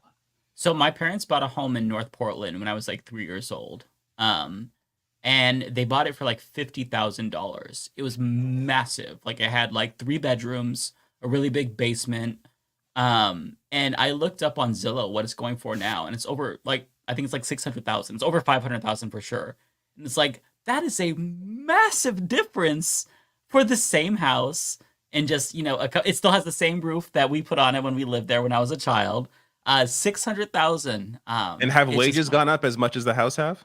No. I tried to explain to my mom. I said, Mama, listen, everything is going up. I'm like, with the year, my rent has gone up so much, and my pay at the time didn't go nowhere. It didn't go nowhere, right? I was like, and she was like, go tell them, you need ways. Mom, I can't, lady, this is not how it's working. Like, she's like, she keeps telling me, but you have degrees, so you can tell them you have degrees and they can give you, Mama. And I try to explain to her, like, at the life that you knew when you got here and they told you to work for that American dream and stuff, it's not real for me. It's not real for me. I did all the things that you came here and then, you gave me the access to. All those things have happened. I'm grateful for. But what you're telling me I need to have because you and my dad had to work super hard to get it, I still can't. Like, I can't get it. I cannot get it. I know you guys made significantly less at the time, but I can't with what I can't survive. I can't survive. I gotta eat. I gotta really think about, okay, Rebecca, you have to eat or pay this bill on today, or that kind of like that's how we. And the power just went out just now. Oh, see, look at that. But that's where we at right now. That is good. You right. You right, David. Maybe anyway, one should we last get a thing super before you do chat? super chats. I just have a statement from Ben Gvir, the Israeli National Security Minister. His top advisor just posted the statement, "We survived Pharaoh, will survive senile Biden too." Something they just posted. And that was after a press conference where Biden just said that he's doing better in Israel than he is in America. He said that at the press conference. Which also was not a thing you want to fucking brag about, by the way. Right. Very weird flex. Very weird flex. Yeah. Yeah. Such twisted times we live in. Jesus. Okay, so no super chats for me because they demonetized my account for the same reason that they did before, but it's okay. Seriously, your whole account? What? Yeah, Why did you get demonetized? Yeah, they because they said that I'm not me. So like the content that I post is not mine. It's not me. I'm not in any of them. There you are. So I'm in all of them. I got my show on Saturdays. I was like, what are you talking about? So, yeah, I play your channel on my show. Yeah, they said so it's all good. I just reach out to the YouTube creators on Twitter. They're the ones who solved my problem. Okay, or at least I'm actually gonna reach out to them on Threads. Smaller problems. Yeah, I'm gonna go to them on Threads actually. Oh, there you go. Because they reply to everybody on there. Oh, good. Yeah, that actually has less traffic there probably. Yep, it is. Yeah. So I'm gonna reach out to them on Threads and see if I can get them to fix that. But yeah, because either they'll way, reverse it. That's very clearly like a mistake. Yeah, that's bullshit. Yeah, it is. But it's all good. But so I ain't staying with y'all. But I love y'all. Mean it. Y'all can Cash App. Oh, thank you to Carly who sent the Cash App. Thank you, absolutely. And I want to say your full name because I don't know if that's your government name. I did that last time and somebody said don't say my government name. So, but thank you so much, Carly. Cash App at Becca's Voice. If you want to send through PayPal, it's Rebecca's or@gmail.com. But I love to see you guys this evening. I will see you guys next Thursday. Love y'all. Yeah, it was nice seeing you. Good night. Great seeing you. Take care. Bye.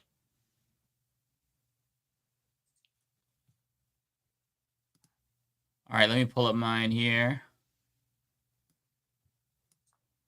That is not for me. Oh, wait, hold on. It's probably for me. Hold on. Looking back in the it buzzer. is Ryan. What is that? Ryan Lennon fan with a membership You're going to super start chat. timing them 1 minute per answer. 12. There we go. If we don't start with Biden calling Zelensky Putin, I'm gonna cry. Well, we didn't, so start crying, buddy. Let's see those tears. It was the second clip. Yeah. Yeah. Right, but we didn't start with it, so I want to see. I suppose that is true. I want to see George Arrett, $2, going full K-Hive now. Yes, Kamala Gretch 2024. Yes, embrace the Big coconut Gretch. tree. That yeah, I'm down with that. Pritzker's good too. Probably Law safer to have Gnomes, an old $2 white man super on the chat. ticket, though. Sorry, what'd you say? I said it's probably safer to have an old white man on the ticket. Yeah. For Yeah, how racist yeah. America is. So. Oh, yeah. That's right. Law Gnomes, thank you. Says we met the President Putin / VP Trump ticket today. Yes, we did. Thank you, Tyler. Thank you. I don't see a message, but I appreciate that, Milan.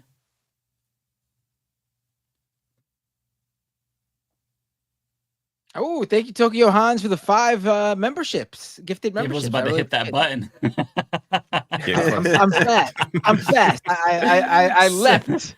Suffragium, $2. Thank you. It is so great to see you all together. Yeah, it's been a couple of weeks actually since we had like a proper It's been show. a single so, yeah. week. What are you talking about? It's Well, been a couple before that though, we did the Yeah, 2 debate, weeks. so it wasn't a proper, leftist mafia. the debate. We did almost 5 hours that night. I'm pretty sure. I know, but like It's been 2 weeks though, not just a week. It's 2 weeks. Mhm. But it's True. felt long because it's like since that It has- debate, I'm- everything missed has each been other, about that's like why. Biden dropping out. It's just like it's Yeah. crazy. A lot has changed since then. Yeah. The world's changed. Thank you, Bay Photo. Literally nothing has changed. What are you talking about? Biden's still Everything's running. changed. I guess that's true, yeah. The world has changed. It feels like a lot has happened. Junk Rig Sailor, oh, thank you from New Zealand. Says this was a scripted press conference, only taking questions from a certain reporters on a list. Yes, that was true. No questions randomly from the floor. It was a sanitized joke, and Vice President Trump, dear God. Yeah, it was just a list of reporters. Though he got, to be fair to him, he mistakenly said a reporter's name who was 2 reporters down, so he had to get an extra question in after he got the correct name. So he got 1 extra reporter than he had to. But no, it was, yeah, of course. It was all prepped. Charlie DeGenemar with the membership super chat member for 12 months. Thank you, Charlie. You did it, Joe. We beat presidency. You can go home. This is when we were talking about. This is when we were talking about Kamala just pretending that he decided to drop out. Yeah. Maybe they so should much. consider that route. Maybe they really should. They literally need to do that. That's the only way forward at this point. Blue MAGA is saying he nailed it. I saw that too, Pendoc. They're gonna say he nailed everything. I would not say that personally. I don't think it was as bad as the debate, but it wasn't great. They said that he nailed the George Trumpolopoulos or whatever interview. That's insane. They said that he nailed that interview. the Joe on Joe interview. Like he did not. They were also disasters. They've all been disasters. Are these real people? This has to be like a Twitter creation. I don't think. I keep doing that. I'm always like, are these bots? There's no way that human beings are saying this right now. Right. There's that one dude that's like, I don't remember his name, Chris something, but he's like a Biden or bust guy. He's like, there's so many people that are saying they're going to stay home. It's like, oh, how do you like it now? No, you're going to fall in line, bitch, okay? Now you know what it feels like to be a progressive where you're always told you're going to get in line. Now you have to get in line, bitch, behind Mamala. Fuck you. Not to mention, he's fucking full of shit. I replied to that with that gif. There's dozens of us. Like, oh, I saw that, yeah. That's exactly how many there are. There's dozens of them. Yeah, come on. Nobody cares that much about Biden. Shut up. No, I do. Is this for you, Billy? Oh, is this for me too? Foresto with a super chat. The amount of blue MAGA cope on Facebook is wild. Is this happening on Facebook? Are these the same people that see the AI images of an AI image generated soldier with Why does no one like posts like this? I am real farm girl. I need to come to America. Yeah, that makes sense. I just love the stand with LGBT people. It's like somebody wrapped in the shiny LGBT flag. I'm like, what the fuck even is this? It's like it looks like a religious post that boomers share, but it's AI generated and progressive. It makes me feel uneasy. No, my favorite was there was a classic 50s. I guess they put in 50s style Americana art, 4th of July, American flag, and it was why don't people share this flag? And it was oh, I've seen those. But in this specific one, the AI was almost exactly what the person was probably going for: the American flag in the air, a soldier with their kid and their wife. But then they the AI generated a little golem creature in the in the corner. I gotta find it. Hold on. That's so bizarre. Oh God, AI art. Laura Jean, thank you for the super chat. Says, I'm a speech language pathologist and I work with a geriatric population. This is not about age; it is about cognitive abilities. 100%. Yeah, definitely. Jay Cass, thank you so much for the $5. Biden's gaffes are so bad they make me miss George Bushisms. Yeah, right? Because he was just a stupid person. There was no indication that he was in serious cognitive decline. Mm-hmm. Lizzie Bennett, thank you for the $5 super chat. Says, in case you guys haven't mentioned already, Biden said he picked VP Trump and confused Zelensky with Putin. We did. Mm-hmm. I wonder what Blue MAGA will say about that.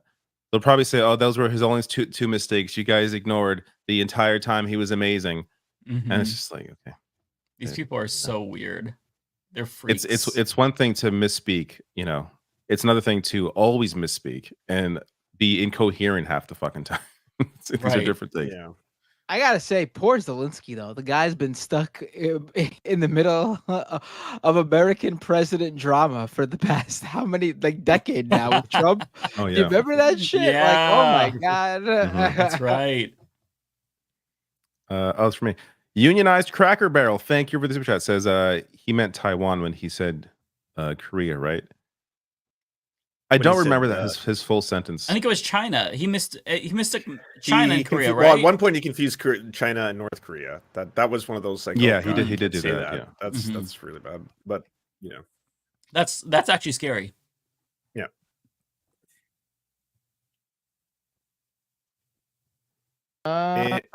This one's for me, Rachel, with a $10 super chat. I appreciated Representative Adam Smith, Democrat of Washington. Biden was pushed by the DNC to defeat Sanders, not Trump. Oh yeah, I caught that video on Minority Report earlier today. Yeah, Interesting. He said that. Yep. Jesus. We know Adam Smith. We know. Alexander L. 499. Thank you. Says, what is the realistic option? Kamala will lose. What is the solution? Practicality. I don't think Kamala will lose. I don't think Kamala, especially like in the situation now. The issue with Biden is suppressing the vote. Like Kamala, especially if the Democratic Party like does something, like actually replaces him, does something for like once in their like existence, something like dramatic and positive.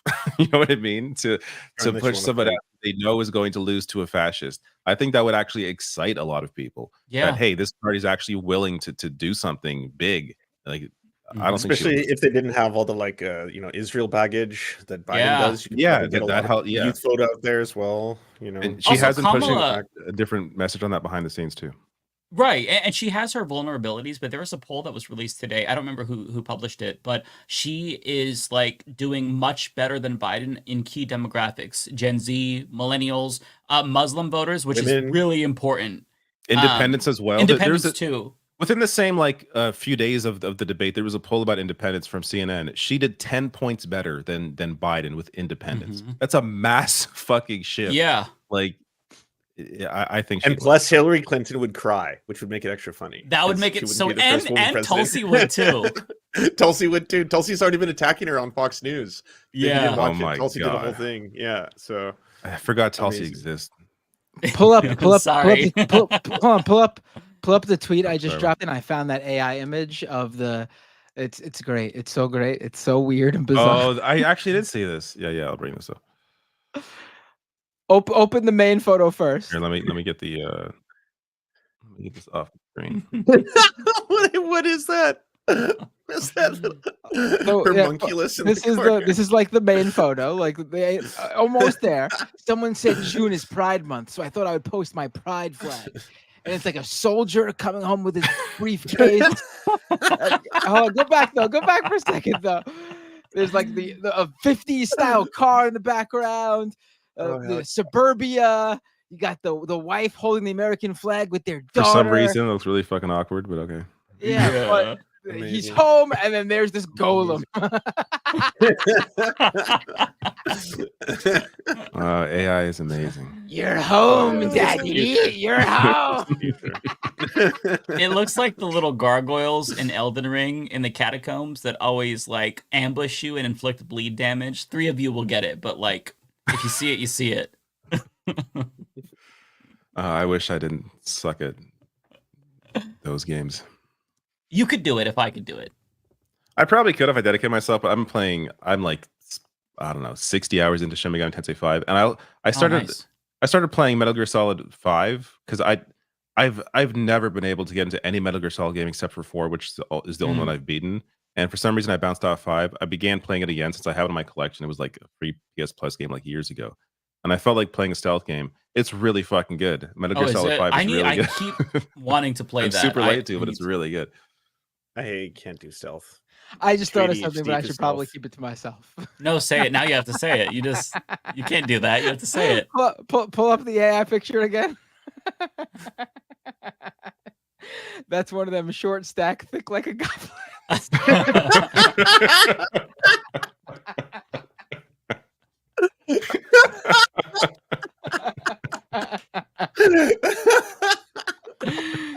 Oh my god. Oh Jesus. Now we know what he's into. Okay. Oh my god. Yeah. Now we have visual confirmation.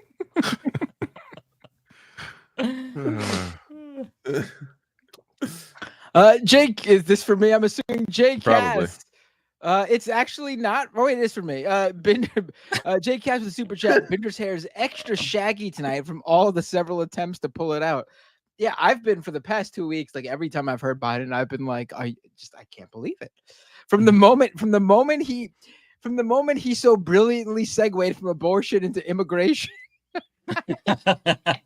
I've been pulling my hair out. I still will never forget that moment. God. It is ingrained in my head. It's so terrible. An abortion question. All right, let me bring up this time a migrant, an American story. My cue. Let's bring up my worst issue. Yeah. All right. Alexander L. Again, thank you for the $4.99. Says you guys are giggling, but we need to win. Maybe we need it to be as delusional as Trump supporters. They're going to get a felon elected. This is the same guy that doesn't think Kamala could win. So I'm not sure we're on the right. Listen, if I felt this was just a online leftist thing, I would call it out for that, even if I agreed with it. Yeah. But this is I'm hearing. We're looking at data. Not even that. I'm here. I'm experiencing the data in real life. Like parents that I know from my kids' school, from the camp they go to, from my son's soccer team. Like they've talked to me about it. They've been like, how are we supposed to? These are people who hate Trump too. Some of them, like I would never vote for Trump, but like, how do I tell people that's the guy I'm voting for and not embarrass myself by telling people I'm voting for that guy? Like after everyone watched that debate, like these are not politically minded. Like I'm not saying they're like just not in the bubble we are. They have lives. They're normal people. Yes, they know what grass feels like. Normal people saw that debate. This isn't an online thing. This isn't a leftist thing. This isn't a dirtbag left thing. No. Normal. They're going after Pod Save America. Have you seen? They're calling them Obama bros. They're saying the Obama bros are being sexist and they're being racist. I was like, wait, what? Like against the white man? Against the white guy, the old white cis straight man. Guys, like, what's going on? What's going on, man? Doesn't apply here. The Democratic Congress people, the politicians who have publicly called for Biden to step down. Those are all like establishment Democrats, centrist Dems. The left is not calling for this. Yeah. Which again goes to why it's a good thing they haven't, because they could just be, they would just be saying, "Oh, they're just the AOC and Bernie Sanders. They just want to get power." And it's like, no, you can't say that. Can't use that excuse now. Yeah. Actually, I think I saw someone point out, like literally the next day after AOC said that, she met with Biden and he's not dropping out, and so she's sticking by him. The next day, Richie Torres flipped. Yeah. She's playing 4D chess right there. That's why she's there. You go. Rolando, thank you for the $5 super chat. Biden is not withdrawing. Too stubborn and entrenched in politics, and the calls to step down is not reaching a fever pitch. Still voting D regardless. I think you're probably right that he's probably not stepping down. The fact that it's gotten reaching a fever pitch. I've never seen this many Democrats who are entrenched in the party bucking the incumbent president. Yeah, never, like this is this is in electoral politics too. We're not talking like a vote or policy. We're talking electoral politics here. And like, what do they do if he doesn't drop out? Like they're putting themselves in a hard place. Like if he doesn't drop out, they're gonna come out and say, "Yeah, remember that guy we just said wasn't fit for the presidency? Y'all got to vote for him." I mean, what do they do? I will say one thing. I think that he is stubborn, and you're probably right that he's not going to drop out, but he has softened his stance, because in the George Stephanopoulos interview, he said the Lord Almighty would have to tell him to drop out. This time, he did say that he would have to be convinced that he would lose after seeing polls, but nobody's done that yet. So even though he's still stubborn and he's still not conceding, he's just denying the polls. Because if but that's still like a little bit that you can antagonize. Like there's a little opening that I don't think he realized he gave us. And when I say us, I mean like Democratic Party elites. He doesn't give a fuck what we think. But there's a little bit right there that they could work on. Yeah. I also think the Lord Almighty told Joe Biden exactly what he wants Biden to do the night of the debate. I mean, Right. that message has already been sent, right? Zapped his brain multiple times. Brian with a super chat. Nothing of value on the Biden press conference, like from us or from Biden. I'd imagine from Biden. Yeah, I mean, because what we said was incredibly insightful and humorous and entertaining. So we were immaculate, so clearly we were the problem. Pendulous Dragon, thank you for the 199. Mick Jagger is 80 and runs on stage nightly. Yeah, look, it just depends, right? It just depends on Is this your a pun? stamina. Is this a pun, Mike? Oh my God, it could be. That's smart. I'm not smart enough to pick up on the pun. No, it just depends, right? People go at different times. You know, you can be really old and be with it. Or maybe you start to kind of slip earlier. My dad slipped, relatively early compared to like my grandma, for example. My grandma was in her 90s and she was, for the most part, with it. My grandma is 92 right now, alive, and she is way more sharp than Joe Biden. It's not an age thing, right? It's a mental acuity thing. Yeah. Every person is different, so it's about you age physically and mentally. Time is, it's a straight arrow, right? And it hits people differently. So that's the difference. Biden just is aging faster mentally. And I say that he's 81 years old. I mean, he's lived a very long life, very lucky. So it's not necessarily surprising that at this age he's experiencing these things because he's 81 years old. I mean, what the Biden campaign needs to do is reach out to the Stones and be like, all right, listen, we know Mick Jagger's taking something. We need it. What is it? Yeah, right? Environmental Coffee House with a super chat. Matt, we sent you something on the Twitter DM. I will check. I believe it's an invite to the Letter Hacks show next week. Yes. Jay Cass with $5. Thank you, Jay. For all the talk of saving U.S. democracy, isn't it sadly ironic Biden's decaying brain and ego will lead to its downfall? It really is. That's something that I just can't get over. It's such a fucked up predicament that we're in. I'm laughing because, like, if you don't laugh and, find humor out of the situation, you're just going to get depressed. Like, if we step back and we pretend like we're observing from the outside, the situation really is hilarious. Unfortunately, it's hard to kind of separate when you're living through a historical moment, but like stepping back, I can acknowledge, just objectively speaking, this is going to be a great comedy movie someday. 180K-chan, $5. Thank you. Begin steps to come out as trans female. Wow, that's amazing. Going to start HRT, been scared of taking that leap, but I want to live true me, and I am still scared, but we'll fight. That is so cool. Congratulations. That's such a big step to, first of all, admit it to yourself, and then actually take the steps to be you.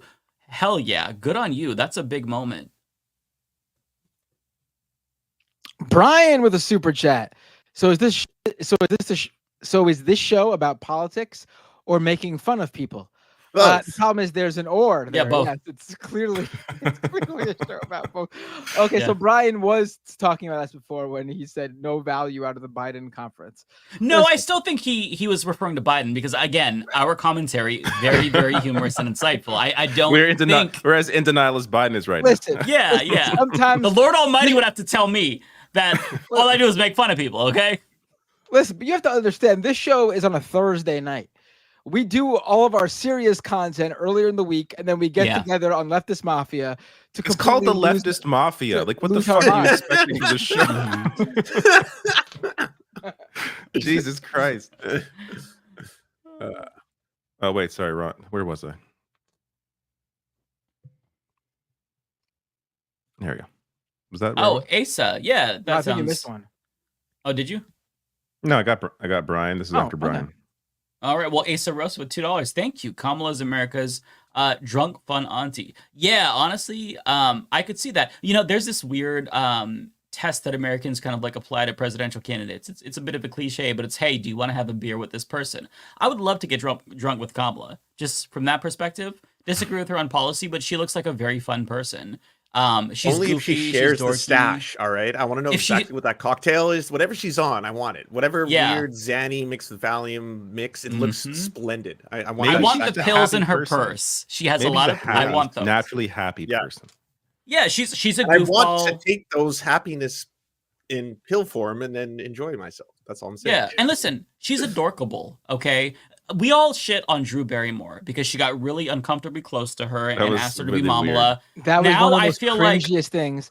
I can't even call her Mamala because of how cringy. No, I this can't. whole It's too thing was. no, you know what? I think that Drew Barrymore was ahead of her time. Yes. If I saw Wash over you. Mamala, I would have to do the same thing. I would ask her to be my Mamala. Oh my God. I just that's where we're at.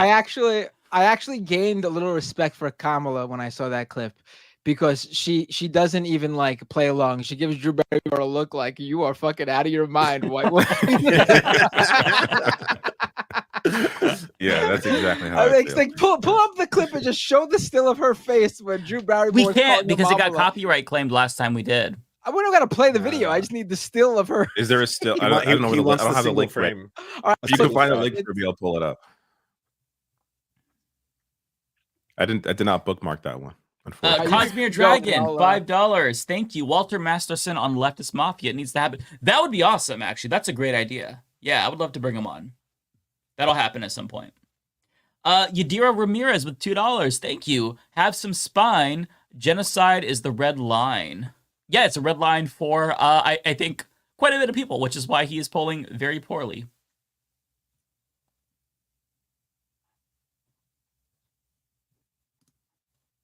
It's for me, John Deere, the super chat. Pritzker 2024. I like Pritzker, not this year. Yeah, I think he would do better in like when he has a proper campaign. Yadira Ramirez with $2. Kay's husband is a Zio. No diff from Kushner third party. Maybe she's saying Zionist. Oh, okay, maybe. I have no idea what her husband's politics are, but the first husband or first lady only matters insofar as they're going to try to like insulate them from criticism and gatekeep the presidency and, you know, try to protect them if they need to go. That's the only time I've ever cared about the first lady. Like I care about Jill Stein because she's trying to convince Biden to stay. Other than that, I genuinely couldn't care less about the first person. Also, like it's 4 months till the election. The goal here is to avoid Trump winning. Like the goal is literally to pick the perfect candidate. That's not it's not realistic right now. Right. Like the goal is to if another unrealistic thing happens and Biden actually decides to withdraw, then the whole thing here is to try to avoid Trump. Yeah, get anyone across the finish line. It's just about stopping Trump right now. That's all I'm focused on. So you're not gonna like this isn't a regular primary. It's just pick anyone that can beat Donald Trump, and that's basically anyone but Biden at this point. All right, hold on. I found the still. You found the still? All right, it's pretty great. Hold on. It's pretty great. Hold on. This is the moment she hears her call her Amala. I'll just put it in my little box here so it's easier for me to just pull it up. Perfect. Oh my god.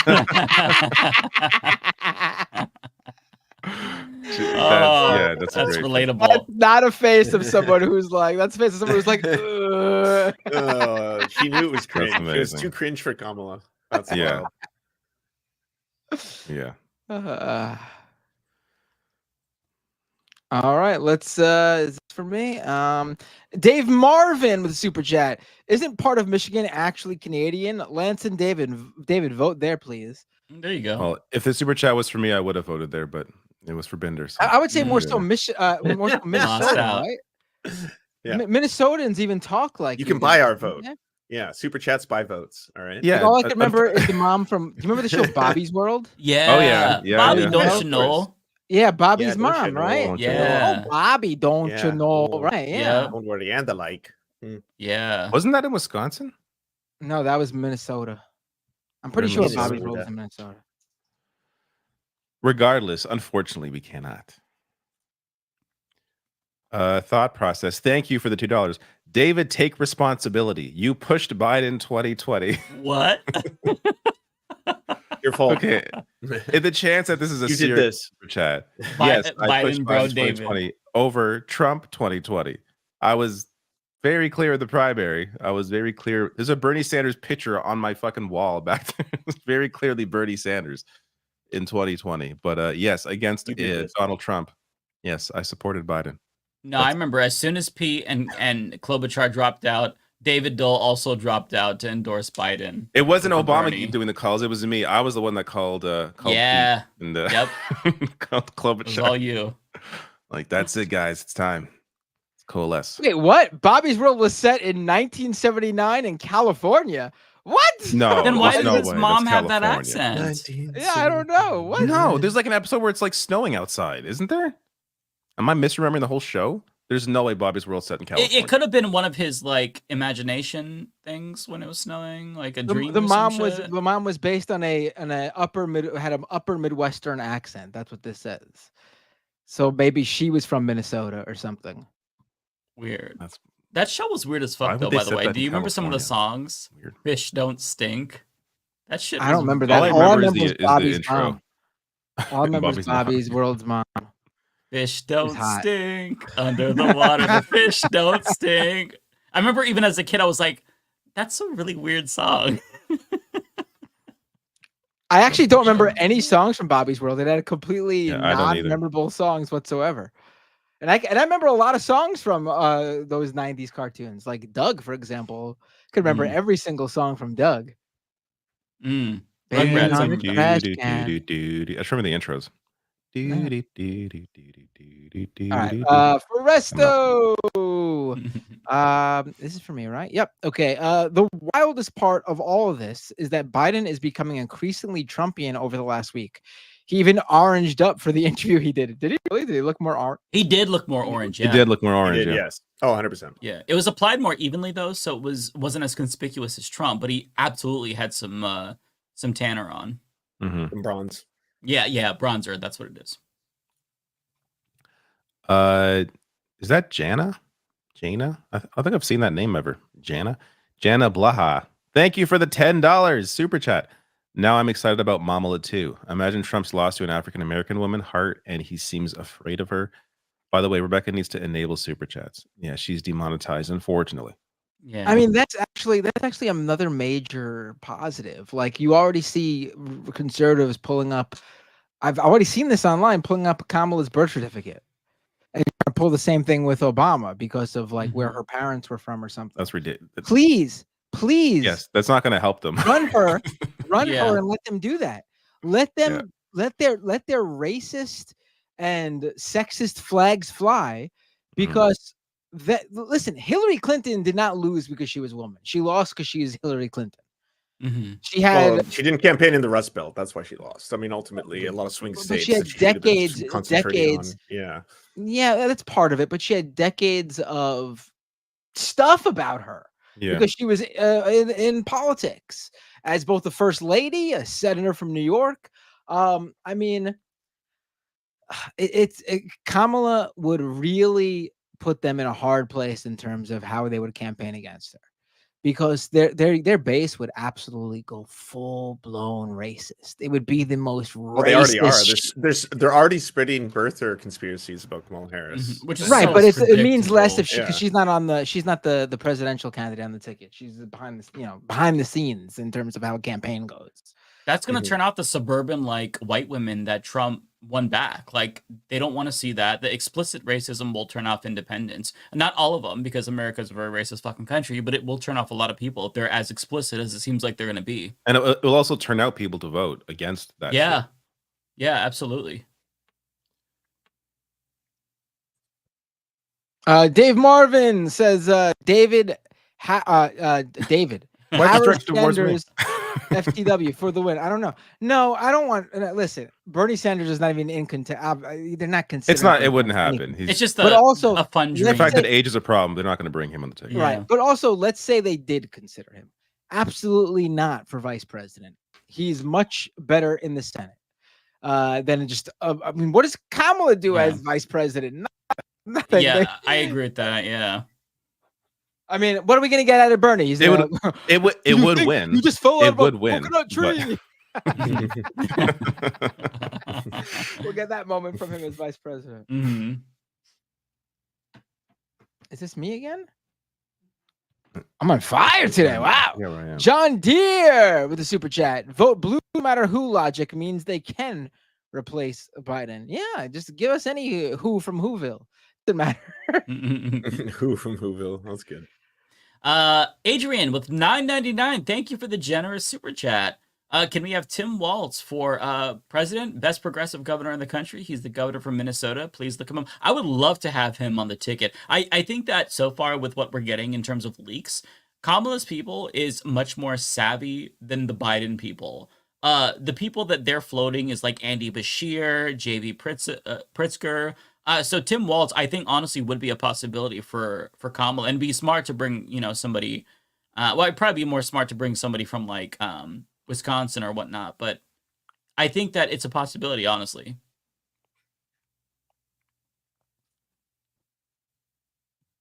No, put Biden. If you're not worried about dropping Biden completely, put Biden as the VP. just flip the That'd be crazy. Rachel Hutchinson, $1.99. Thank you. Good point, Mike. Possibility. Agreed. Possibility motivates voters. Good point, Mike. I don't know what that's even referred to. Rachel again. Oh my God, Rebecca. Meeting you for the first time. Thank you, Rachel. I'm really thinking now about flipping the ticket and all the fun campaign stuff they could go. They could literally have Biden tagging Kamala in. Just like it's a pro wrestling tag team. They could totally just run with it. Do that. If they're not worried about dropping Biden completely, just flip the ticket. What do they do about the question? What if Kamala Harris cannot continue her duties? And she has a very experienced vice president who's been president before, Listen, Biden's not going to be around to be VP. He's a guy on borrowed time. Yeah. It's just for the campaign, I guess. Did I put this is for me? I think it's for me. Yes. Anakita Smiles, thank you for the super chat. Says shortening election cycle from 1.5 years to 2 months. Citizens would pay more attention. Info fatigue causes most of us not to pay attention until the last 3 months. Literally.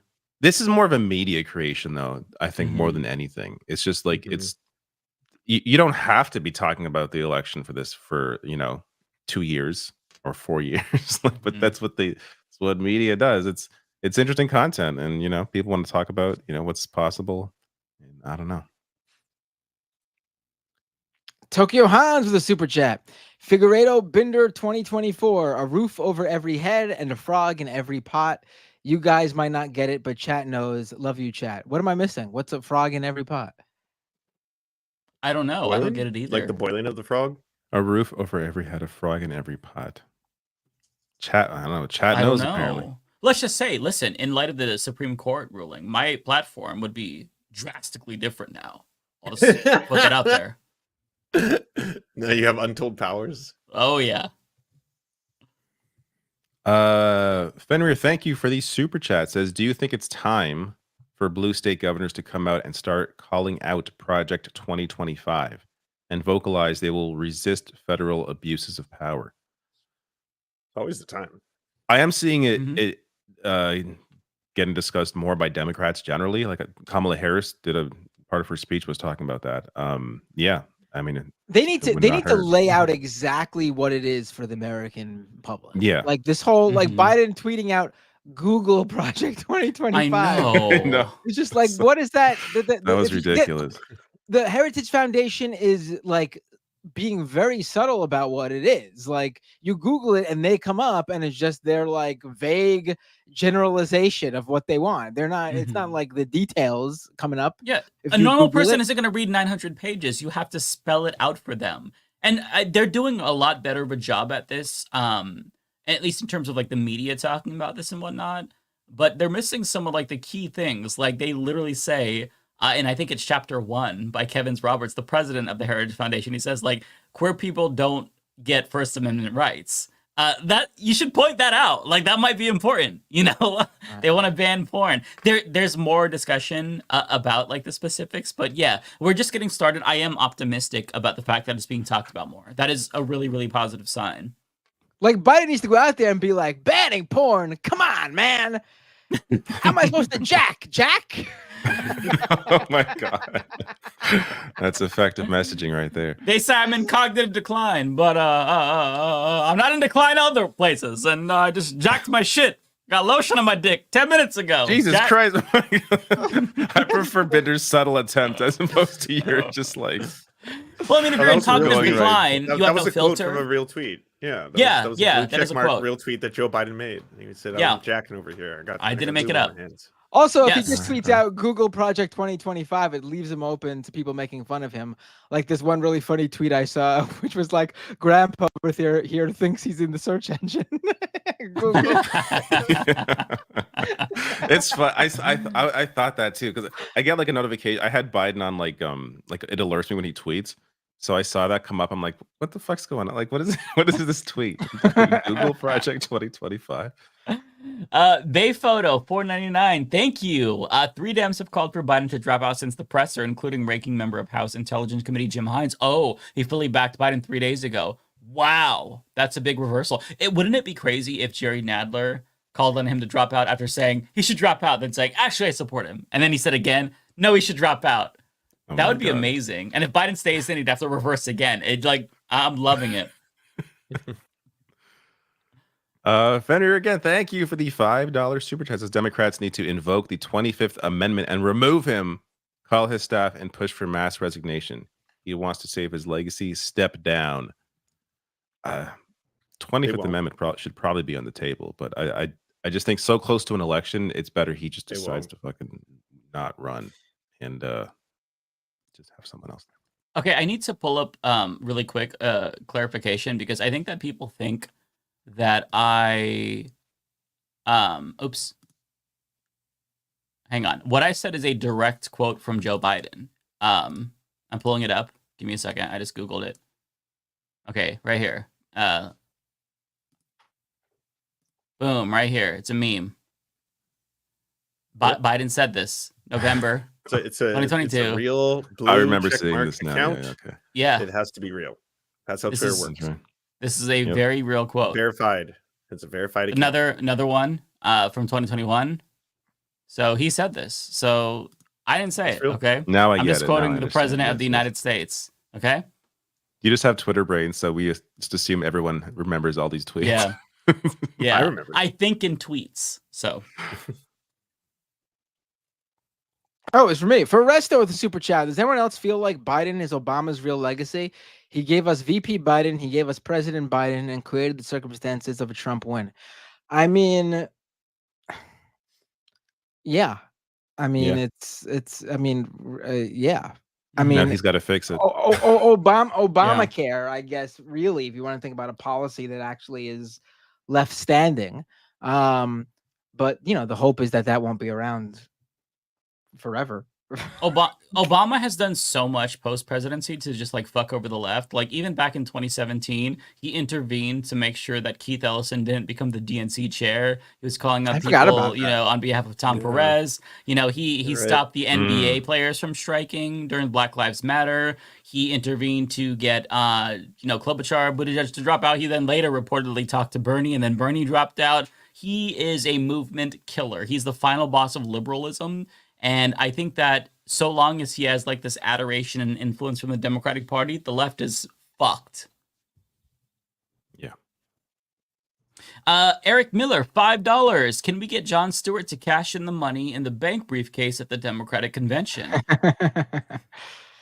Yeah, I wish.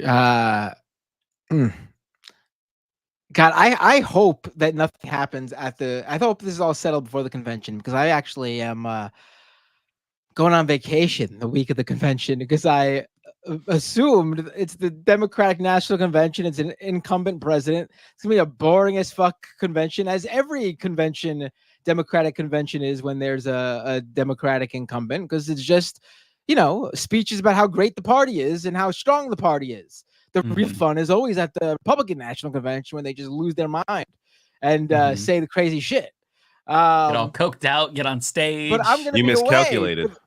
I'm gonna be away. What the hell? They better solve this shit before I go away. Damn it. Narrator, $10 super chat. Thank you. Says Biden resigning the presidency is chaos, but the chaos is here already. But it does a lot to dampen qualms about the White House, including Harris lying for a year about his fitness. Harris, I get like she's in an awkward position. Well, she's the fucking vice president. Like I'm sure there's behind the scenes discussions. In terms of others in the White House, there should have been. I don't know. Like we would all hope people in that position would do the right thing and try to. Maybe they were trying to get him not to run again. We don't fucking know, but they're not going to come out publicly and do it. As great as that, may sound. Also, I just want to say that I don't think Biden should resign the presidency. That would be chaos. Yeah, and then Kamala has to be president and campaign. That'd be shitty. Listen, we all see where he's we all see where it's going. We all see where he's headed. We all see he's losing it. It's very easy for him to come out and say, listen, I've heard all the concerns. I've spoken with a bunch of people. I've heard from the voters. I've seen the polls. I understand there's concern that I can continue for 4 years. I think I can, but I understand the concern. I'm going to finish out this term because I can certainly do the next 6 months, but for 4 years, I'll step away. For the 4-year term, I'll step. It's very easy to say that. He doesn't have to resign now. I don't think anyone wants to do that. Yeah, that would be chaos. I don't think anyone's calling for that. They're just calling for him not to be the nominee. I've seen people say he should resign right Narrator now. is saying, and resigning makes a contrast to Trump and allows the Dems to say that they are a party that respects the people and there is peaceful transfer of power. You can do the same with just the election. He doesn't need to. Yeah. Yeah. It'd just be too much to deal with. Like it just. If he resigns now and Kamala becomes president, this counts as her first term, right? Like she wouldn't be able to run again for. Like that's how it works, isn't it? Oh, you mean in 2028? Oh, probably. Yeah. I don't know. Yeah. Well, that's a good question. Like, so she would only be able to. She would only be able to be president for max 4 years and 6 months or something if she won re-election. Which wouldn't be the worst complete thing in the waste world. of an That'd be incumbent, shitty for her. a young incumbent. Yeah, it would be a complete waste of a young incumbent. Kowalski with the super chat. Please let David know I can't donate to him. I'm sorry. He donates to me later on, so I guess everything was fixed. Maybe I do notice gaps though. Like I got a bunch, and then there was like 15 where wasn't getting anything. Maybe I don't know. Maybe there's weird shit going on. Narrator with $10. Thank you, Narrator. Remember when anyone saying to dump Biden and that the sham primary was a problem were told by even leftists that we were bad at politics and the incumbent was the traditional choice, end of discussion. Yeah, isn't it funny how the left is, they're always right, but they're shit on until everybody comes to their position and they're never given the credit that we were right first. Because we were saying this shit back in 2020 when nobody else wanted to say it. And we before were saying the primary. Ceasefire before nobody else was saying it. So not to sound too braggadocious, but like being a leftist is just like you're perpetually right, but never given credit and always shitted on. So yeah, that's the way it goes, Fred. It's very annoying. Yeah. Kowalski. Oh, wait, I got this one too. This is for me, right? Oh wait, no, sorry, this one's for you. Oh, okay. I was gonna say, did we get the? I get one later from him. Oh, okay. Kowalski with $2. Thank you, David. Commodity prices have crashed. I'm broke. Charlie DeGinmer with $2. Thank you, Charlie. To be fair, Elon steals all his jokes. Yeah. I would honestly, I genuinely don't think that I saw the Elon Musk post. I would feel better if I thought that I accidentally ripped off his joke than just have the same sense of humor, if I'm being honest. But I don't think I did rip off the joke. I don't think I saw that. So it does make me feel uneasy and question myself a little bit. So I'll be doing some introspection this weekend. There we go. Robert Blaine. Hold on, I'm looking it up. I'm wrong. Apparently, you can't be elected for more than 2 terms. So if a vice president becomes president due to the death of a president or the resignation, they can serve out the term and then run for 2 terms.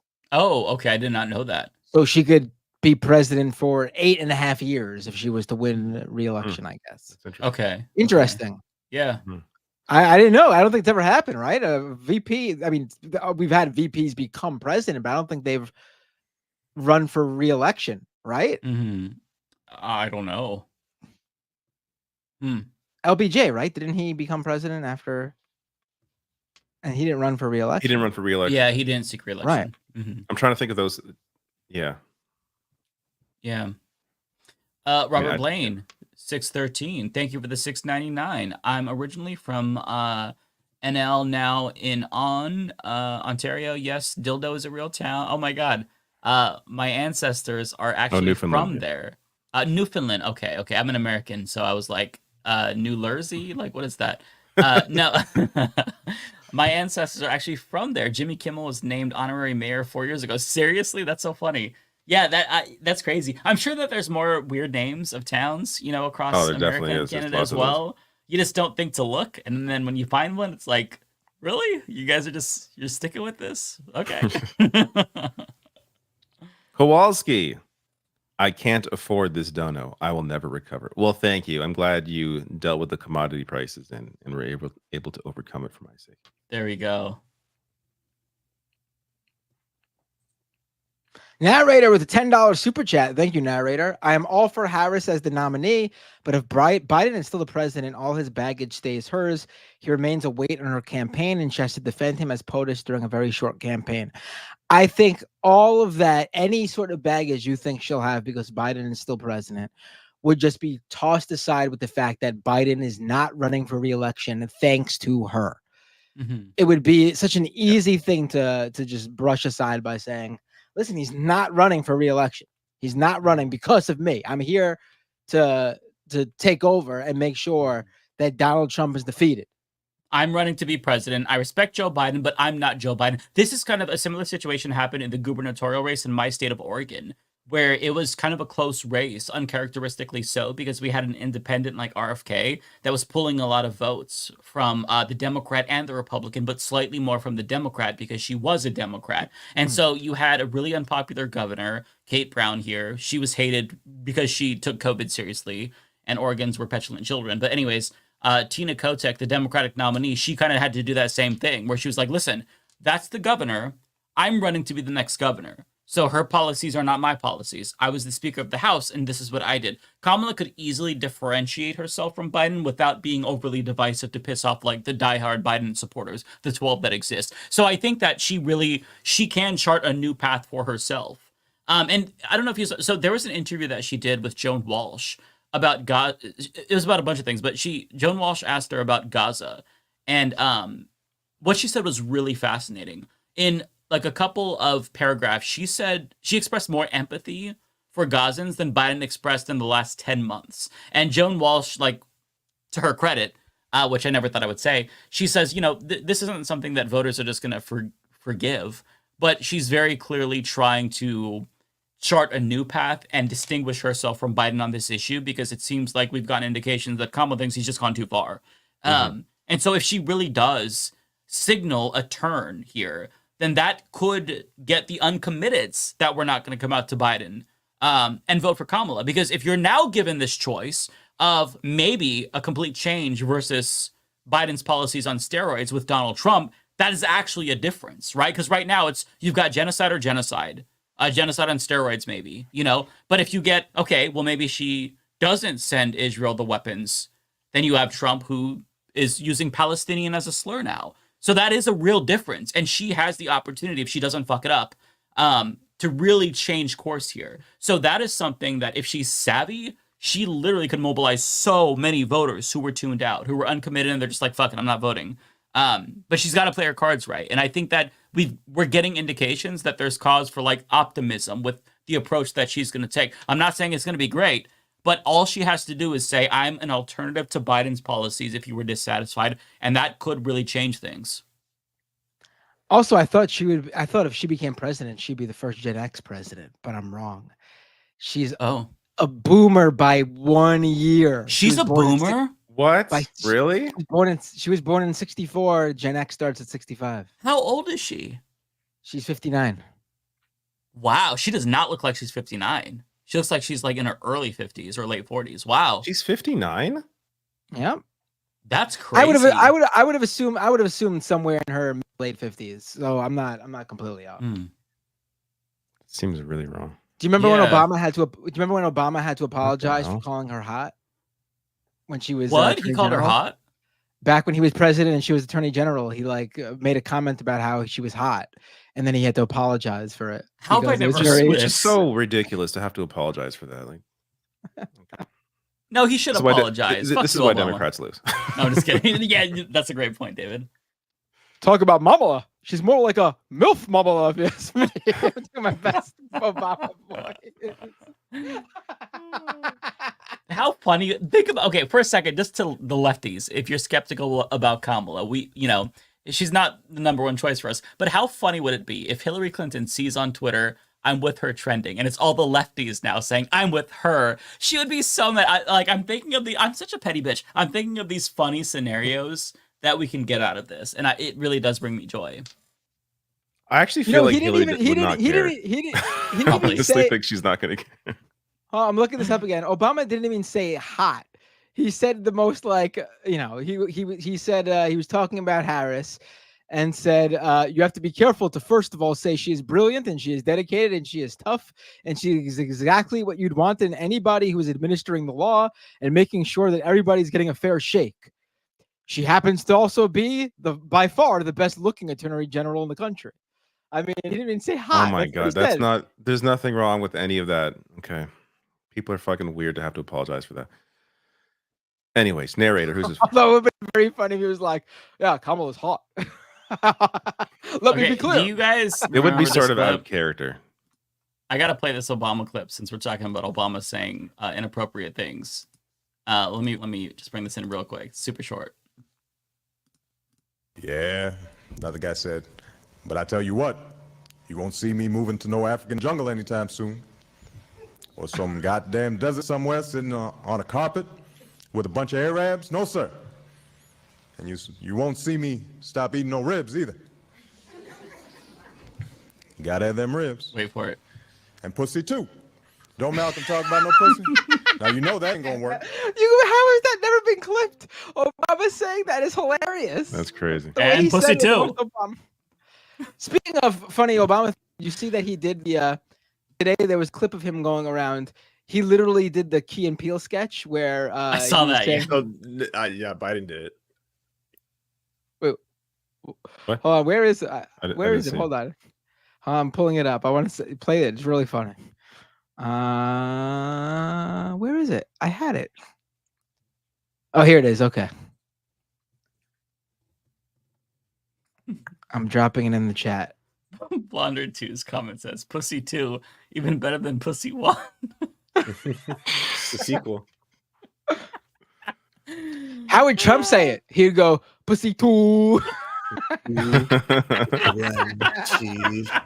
wait. Cheese. My 2. 1 and 0 and 2. Pussy 2. All right, what is this? What is this?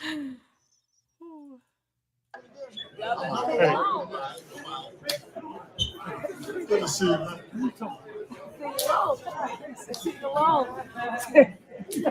Oh, yeah.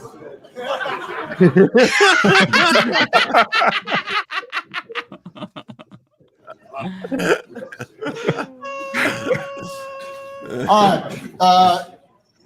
It is true. I am the Hooper Chief. He did the Key and Peele sketch. Both crazy. the sketch and Amazing. the real life thing. It reminds me of that Simpsons clip where it's like, it's true. We're so lame.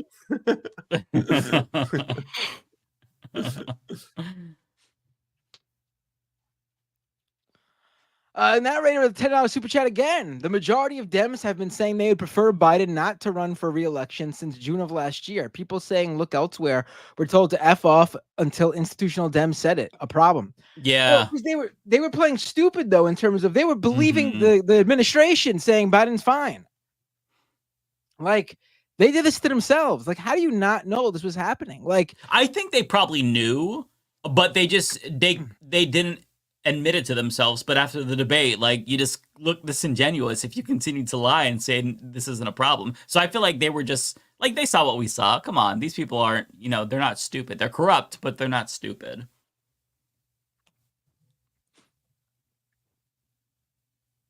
Zia Spots, $2. Thank you.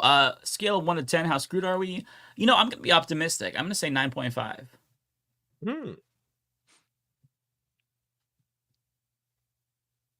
Omega Shenron, thank you for the $10. Very generous. Big Time Backs was so right. Jobs, I either needed to pay the bills or jobs to get experience before my current one. And when it paid bad, she would complain like that job isn't worth anything. Work for USPS.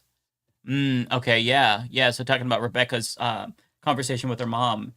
Yeah, I mean, parents, they have high expectations for their kids. Of course, you want to see your kids live the dream, but it's changed a lot since they were younger. So, some parents haven't caught on to that yet.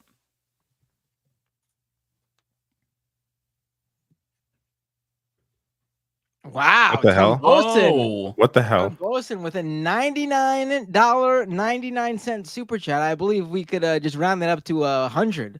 Jeez, Tom Bosin, thank you. I think you should split this with us here. What are you? What is this? Nothing much to say. Nothing much to say. Just bring Auntie in to save the day. Also, I know you didn't care for the bet, but I'm a man of my word. Just know this for fuck Hochul. Wait, what was the bet? I don't remember. Clearly, you gave me $100 for a bet. I don't remember. What happened? What did we bet? You won some kind of a bet. That's a great bet to make. I mean, not surprising that I win a bet when we're betting about politics, but I don't know what that bet was. Emo Dragon with a super chat, member for 5 months, membership chat. Thank you, Emo Dragon. This is like that episode of South Park where everything they do, the Simpsons already did it, except it's Mike, and every joke he tells, Elon told it. Oh. But the problem with that is that they're paying homage to the Simpsons for being around for so long and being so good for so long in those early years. To make that analogous means that Mike is giving props to Elon for being so funny and so first to those jokes, which we all he's know. Really late to the jokes. Yeah, he's which makes Mike even later to those jokes. Well, yeah, I mean, in this instance, usually I'm much more quicker. Elon Musk is still on the Doge meme. He's still like in 2014 meme wise. The Doge meme. But he jumped ahead, I guess, on this one. Elon's on the government Doge. He jumped ahead. Yeah, he jumped ahead to only a year-old joke. Yeah, I don't know. It's only a year-old news story. The stars aligned, and we happen to say the same thing about the same story. So, yeah, it's something to consider. I'm not happy with myself, but I'll try to do better. Omega with $2. Also, I'm almost at episode 600. Mike, Law is badass. Yeah, Law is amazing. Talking about One Piece, of course, referring to the shirt that I'm wearing. Cool. Yeah, I love Law. Law is awesome. I watched the anime Akira for the first time. I don't know how I hadn't watched it before. Have you ever seen it? I haven't seen that. No. Oh my god, it's a 1988 anime. It's super influential, not just in anime, but like in movies unreal. Generally. Yeah, it is so fucking good. Like I feel like if I watched that when I was younger, I'd have watched so much more anime since in my life. I'll have to check it out. Good. Now, I have a subscription to Crunchyroll, so it's probably on there. I tried to watch it a couple of months ago. That's where I watched it. When I was going on like a Studio Ghibli kick, and I wanted to see Akira, but it wasn't on like whatever I think I was looking on HBO or something. But yeah, I'll have to check it out. I've been wanting to see that. Oh, Tom Bosin reminded me what the bet is. I should say. Tom Bosin says the bet was that Hochul would. Oh yeah, he bet that Hochul would reverse the pause on congestion pricing by the June 30th deadline, because he thought that she would not want to end up wasting millions of dollars in the infrastructure that was already spent to build it, and that the MTA would need the money. And I said, I don't think that's happening. She's not going to reverse something where she's basically put everything on the line to stop. And unfortunately, I was correct. And she did not reverse congestion pricing.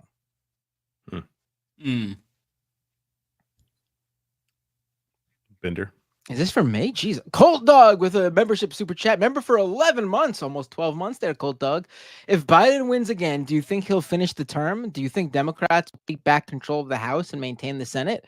I think the House and the Senate are fine, honestly. I don't know if they'll take control of the House, but I don't think they're gonna lose any more than they have right now. I think maybe they'll hold on to the Senate. I don't I don't think it's a doomsday scenario, even if they do lose the Senate by like a seat. We're not, because Democrats in Congress are polling better than Biden is. Whenever there's a poll, the poll does usually show like the Democrat up retaining their seat and Biden down like 6 points. Which is so weird because split tickets is very uncommon in this era. I don't think it's split. I think people are just not going to vote for Biden. There's not. Oh, that's a good point. If Biden wins, do you think he'll finish the term? Well, it depends what you mean by will he finish the term. If he has a choice, will he finish the term? Yes, but he could die. I don't think he's got another 4 years. No, he doesn't have 4 years. I mean, think about how much the presidency aged Obama in 8 years. He came into this very old and in cognitive decline, but you see within 4 years he's gotten so much worse. Look, someone posted a video of one of his 2020 debate performances against Trump, and looking and like comparing the two, it is astounding that like even a year ago. Decline. I've seen people showing clips from a year ago, and you're just like, oh my god, this is a totally different person. Yeah, something has happened in just the past year or so. So to look back 4 years, it's like holy shit, like it's gotten bad. You could just tell in the way he talks, the muttering, the low. His voice has changed. Yeah, he whispers now. Yeah, that's a huge difference. Is this for me? No way. Oh my god. A85 Ramos with a super chat. Haven't been seriously focused on politics about the last 4 months as much as a DACA kid can in reality. What a time to check back in, right? I'm sort of been the same. Like I haven't been completely checked out, but I have not really like been as active as I usually am. Now I'm sort of coming back into the fold because how do you away from this train wreck going on? I mean, this is bad. Blush with $10. Thank you so much. I know the answer is probably yes, but do you think Kamala will just be the default replacement for Biden if he drops out, purely just because of the money and name recognition advantage? If not, why? I genuinely think that it's just going to be Kamala if he drops out for sure. I think the big thing is money, right? If they go with somebody else, they have to give the money to a super PAC. That means that they're not going to get the discount on ads. That means that they have to basically reopen offices. Kamala can just pick up where Biden is leaving off. So it's easier and it's just logical. I really would be shocked if they went with somebody other than Kamala. Money and name recognition. Money and name recognition. By the way, even with Kamala, even though she has name recognition, she still has the opportunity to like make her own case, right? Because she ran in the Democratic primary and she dropped out before Iowa, but she wasn't in the general. So most voters don't really know her closely. So name recognition, even though she has that, like this is her chance to like tell people who she is really and what she stands for. Not only do I think for all those reasons too, though, I think it just makes sense from a makes most sense from a fairness perspective. Like, obviously, it's not ideal that we're not having a primary, and the primary is over by the time if Biden does decide not to run again. But like, in terms of like what makes sense, she's the VP. It is an incumbent. The primary, whatever there was of one, she was on the ticket with Biden, so ostensibly people were voting for a full ticket. Anyone else would just not make sense, and I think you would cause chaos. There would be way more people unhappy. It's gonna be unhappy people, period, if Biden doesn't run. But you'll have way less with Kamala than if you had with anybody else. Yeah, and people are pointing to polls where she's not doing as well as other alternatives. But once Biden is out and she picks a new VP, it's kind of a different game. Like the Biden stink would wash off of her, for lack of a better word. She would be able to really make her own case and not have this be about Biden. And then suddenly the election kind of changes, where it's not about whether or not Biden is too old. It's about Trump now, because she doesn't have those same liabilities. A85 Ramos, thank you for the super chat. Says, how is everyone doing outside politics? Hope all is well. Yes, I'm tired right now, but otherwise everything is peachy. Yeah, not too bad. Not too bad. Thank you for asking, Ramos. It was my son's 9th birthday on Tuesday. Oh, wow. Happy birthday to him. That's awesome. This is the last year of single digits. Oh, my goodness. And then I'm going to, when he turns 10, that's also a big moment for me. That's a decade as a dad. Jesus Christ. Wow. Then you have a preteen. Crazy. Yes. Yeah. And That's he'll crazy. be a preteen. Yeah. Oh my God. Yeah. The Lumpen Lodge with $5. Thank you. Revolution, not reform. Sock dem Mafia. Come at me, boys. I will come at you. I'm not a sock dem. You're a liberal, Lumpen Lodge. Take that, huh? The Lumpen liberal, huh? How do you like that? Lumpen liberal. Terabyte, thank you for the $10. Appreciate you. Someone posted about how the last 2 times a candidate was replaced, they lost the election, but they didn't take into account it was the 60s and 70s and what the difference internet could make. Yeah, I think that historical trends like that, or an historical precedent, that's important.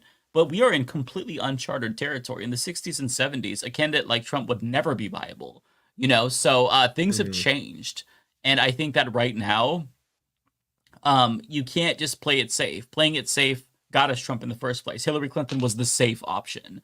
And so, either way, even if you replace Biden, it's not a foregone conclusion that his replacement beats Donald Trump.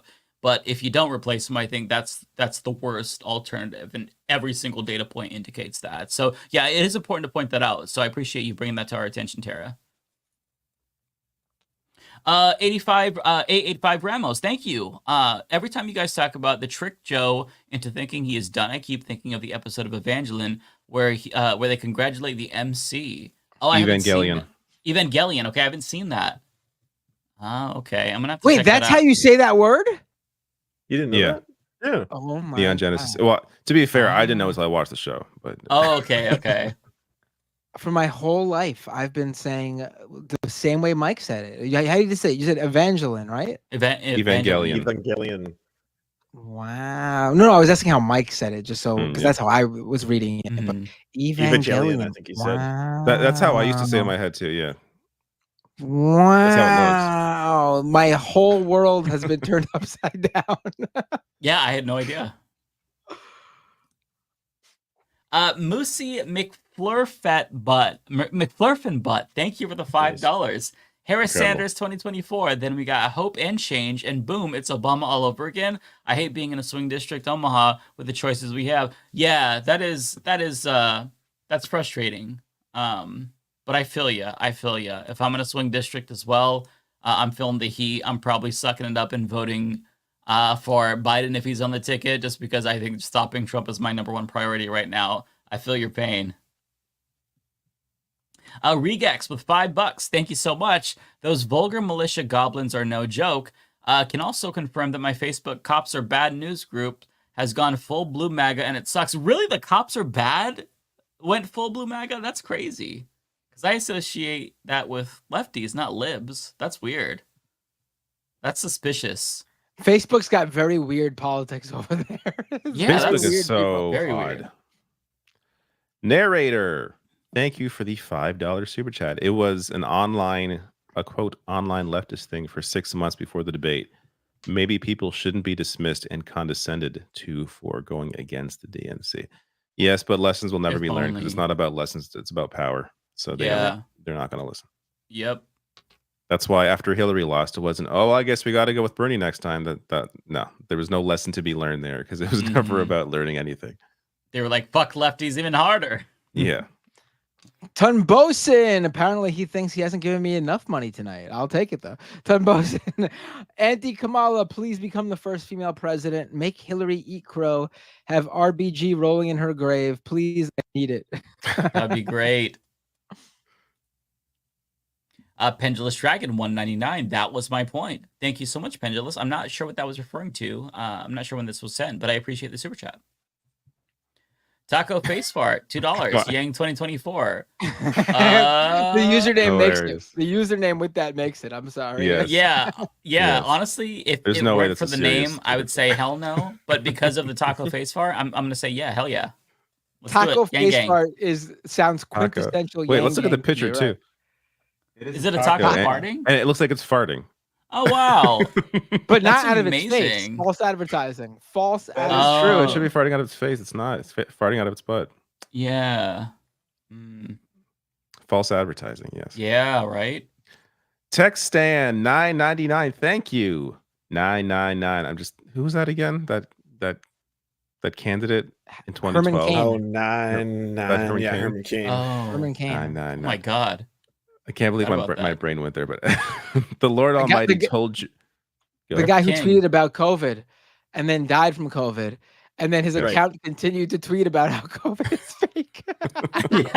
Yeah, insane. He was tweeting from the grave to let us know that shit is not real. He didn't die from that. Okay. The Lord Almighty told Joe to. What is this? Come toward the light. Oh, come toward the light. He went Biden there at the end. Yeah. Come toward Dr. Helite. That's pretty funny.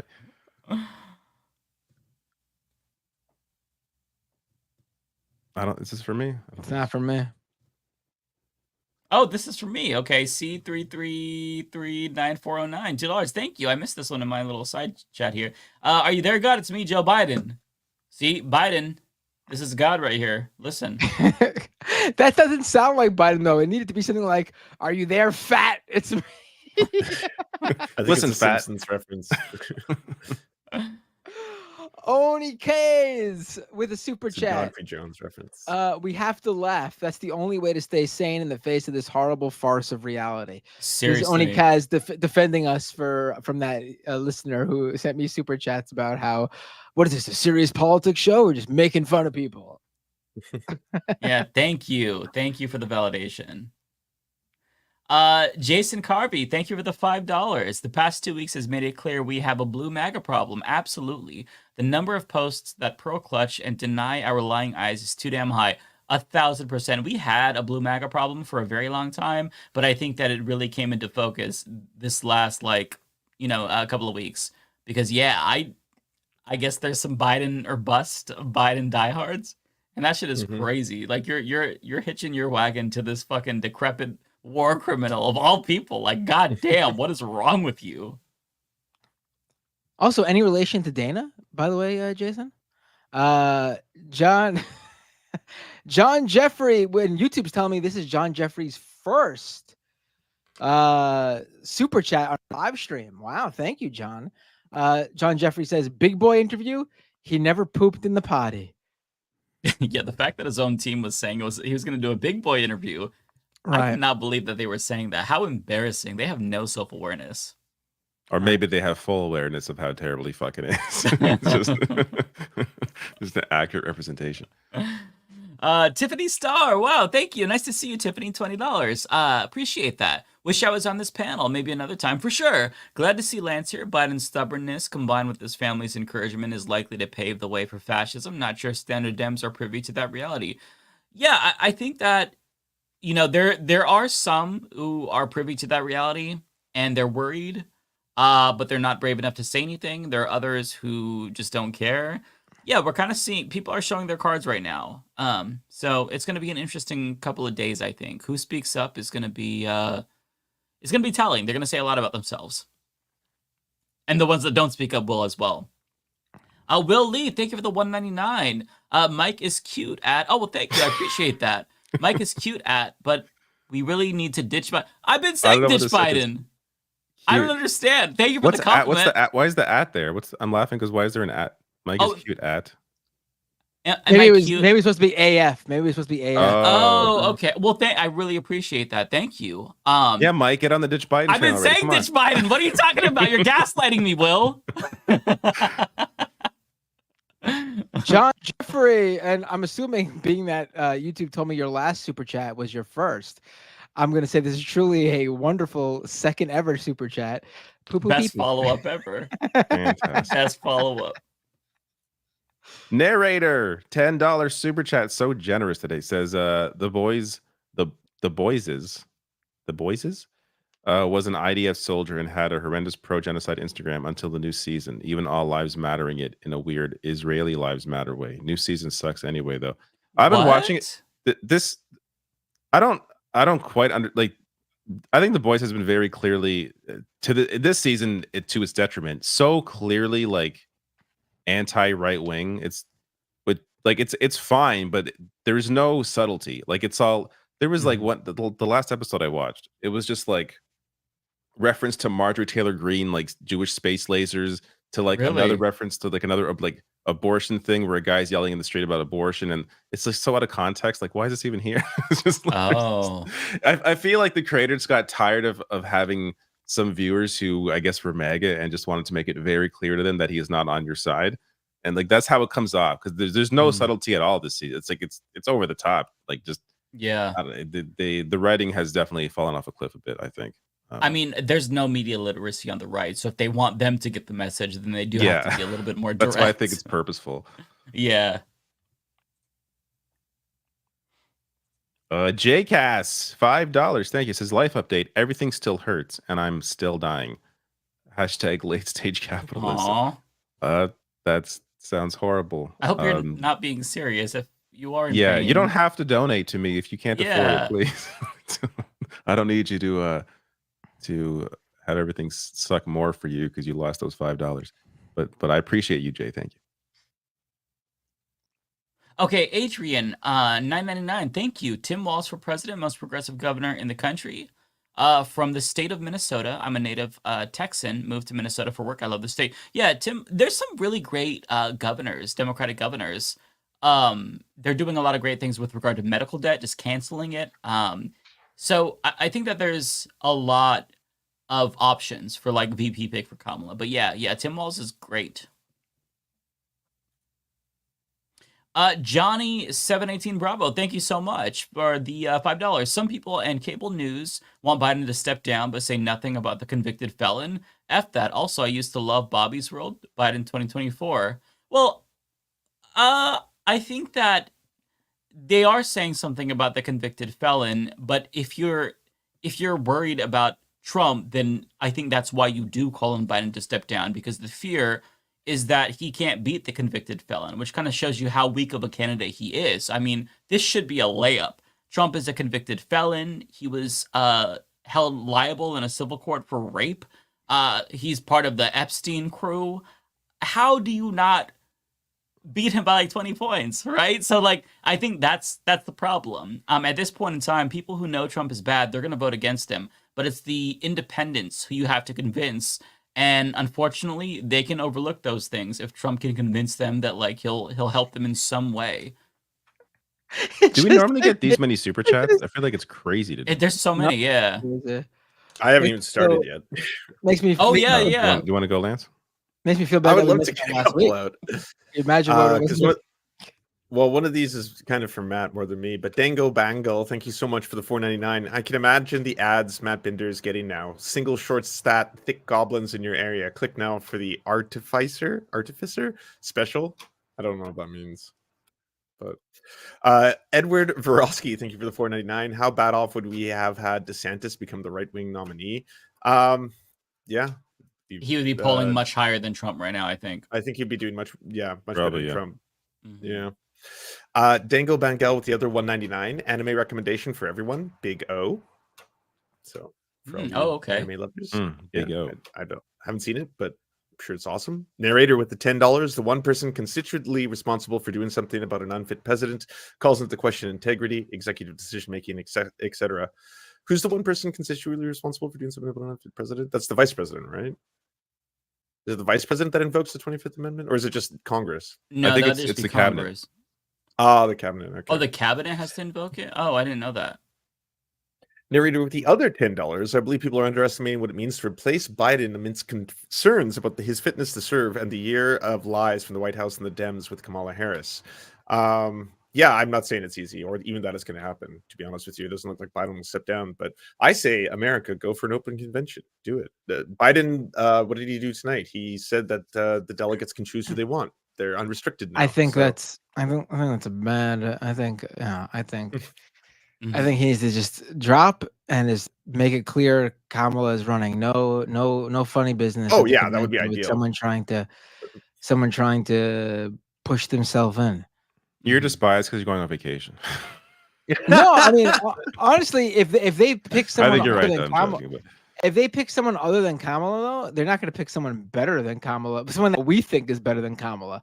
Kamala really is the best case scenario for us. They'll pick someone way worse than her.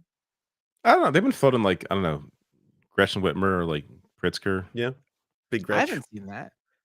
That's what I've seen people online. Well, George Clooney has. George Clooney's floated that. Yeah? Yeah, in his piece, in his op-ed. I didn't read the whole thing. Wes Moore was another one. He rose. Bitey Face Puppy Guy, thank you so much for the $10. If implemented, many of the policies in Project 2025 would be widely unpopular. Do you think that disruptive mass protests on an unprecedented scale could make the implementers of Project 2025 back down? They did say there'd be no violence as long as the left doesn't do anything, right? So, Bitey Face Puppy Guy with the other $10. Last week, Kevin Roberts, the director of the Heritage Foundation, threatened violence should anyone resist the implementation of its widely unpopular religious edicts and fatwas. Terrifying. Yeah, Project 2025 is super terrifying. I hope it doesn't come to pass. Jay Cass with the $5, though improbable. Don't underestimate New York going red. Who thought solid GA would go blue in 2020? And what better DBL whammy than Biden and Hochul? So, Binder, I assume you don't agree. I don't think so.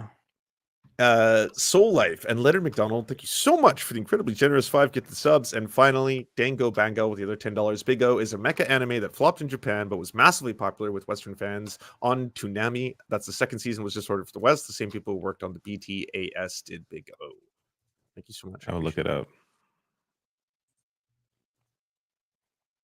Oh, it looks like my kind of style. Looks kind of 80s-ish. It's 99. All right. Cool. Ooh.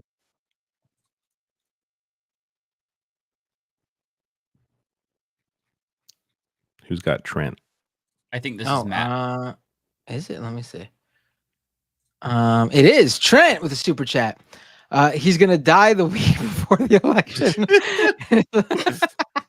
In his last will and testament, he'll leave everything to Netanyahu. Last words: I built NATO, Jack. This is all accurate. You know what? It's totally well, the first line at least is totally possible. Yeah. I built NATO, Jack. It gets increasingly implausible with each sentence, but it's all still within the realm of possibility, I think. Yeah. Asa with $2. Thank you. Kamala arresting Trump. Yeah, this is the one time where we need a cop, right? Bring her out. Lizzie Bennett with $10. Thank you for the generous super chat.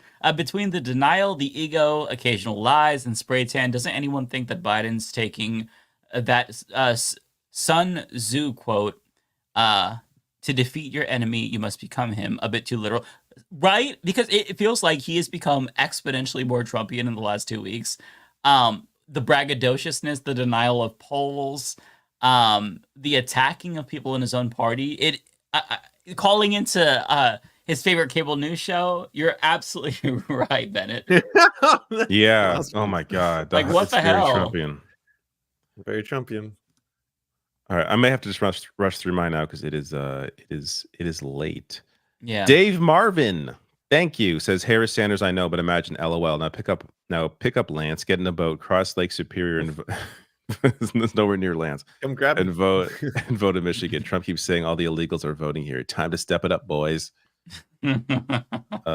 Mike Will, color me crazy, but Kamala would do better than Biden because Republicans don't know how to attack individual people of color on a national stage. That's what I said. Yep. Yeah. I mean, they just be racist. Bae Photo says the election cycle is absolutely a media creation and it only gets longer. CNN started asking Biden about re-election in 2021. To be fair, I think it's maybe he's the one person that you should be asking it to. because he was at that time there were stories leaking about him not running again, and he shouldn't have clearly. Erica gave me a thumbs up. I'm going to say thank you. Thank you, Erica. Narrator, they Spider-Man pointing at Spider-Man meme. Thank you, narrator. Erica, again, anyone but Biden except Klobuchar or Buttigieg. Read the current affairs piece all about Pete. Yeah, I don't think. I feel like Buttigieg, surprisingly, his name has not really been floated during these discussions. At least I haven't seen it. So Klobuchar, of course not. I don't think anybody was thinking Klobuchar. Yeah. Free Radicals says, wow, very generous. $19.99. Thank you. Says Biden said himself that he's the first black female vice president. Replacing him is clearly racist. What are your thoughts on Jill Stein? I don't really have thoughts on Jill Stein personally. Andrew S. Thank you for the $10 super chat. Hey, David, congrats on your videos reaching 100,000 views. Plus views. Lots of news. Been depressing lately. If you want another dystopian future anime, I suggest Nausicaa and the Valley of the Wind. I'll open that up in another tab because I'm going to forget how to spell that. All right. 84. Good. I like 80s, 90s anime most, personally. Where was I? This Andrew. Oh my God. How do we get so many today? Well, yeah. Fernando, So as an many. IBEW labor organizer, I cannot stress how crucial it is that we support a pro-labor candidate. The Republicans will end the NLRB and end unions. Yeah. That's part of Project 2025. Yeah. Yep. That's definitely a massive piece. Yeah. Shy guy.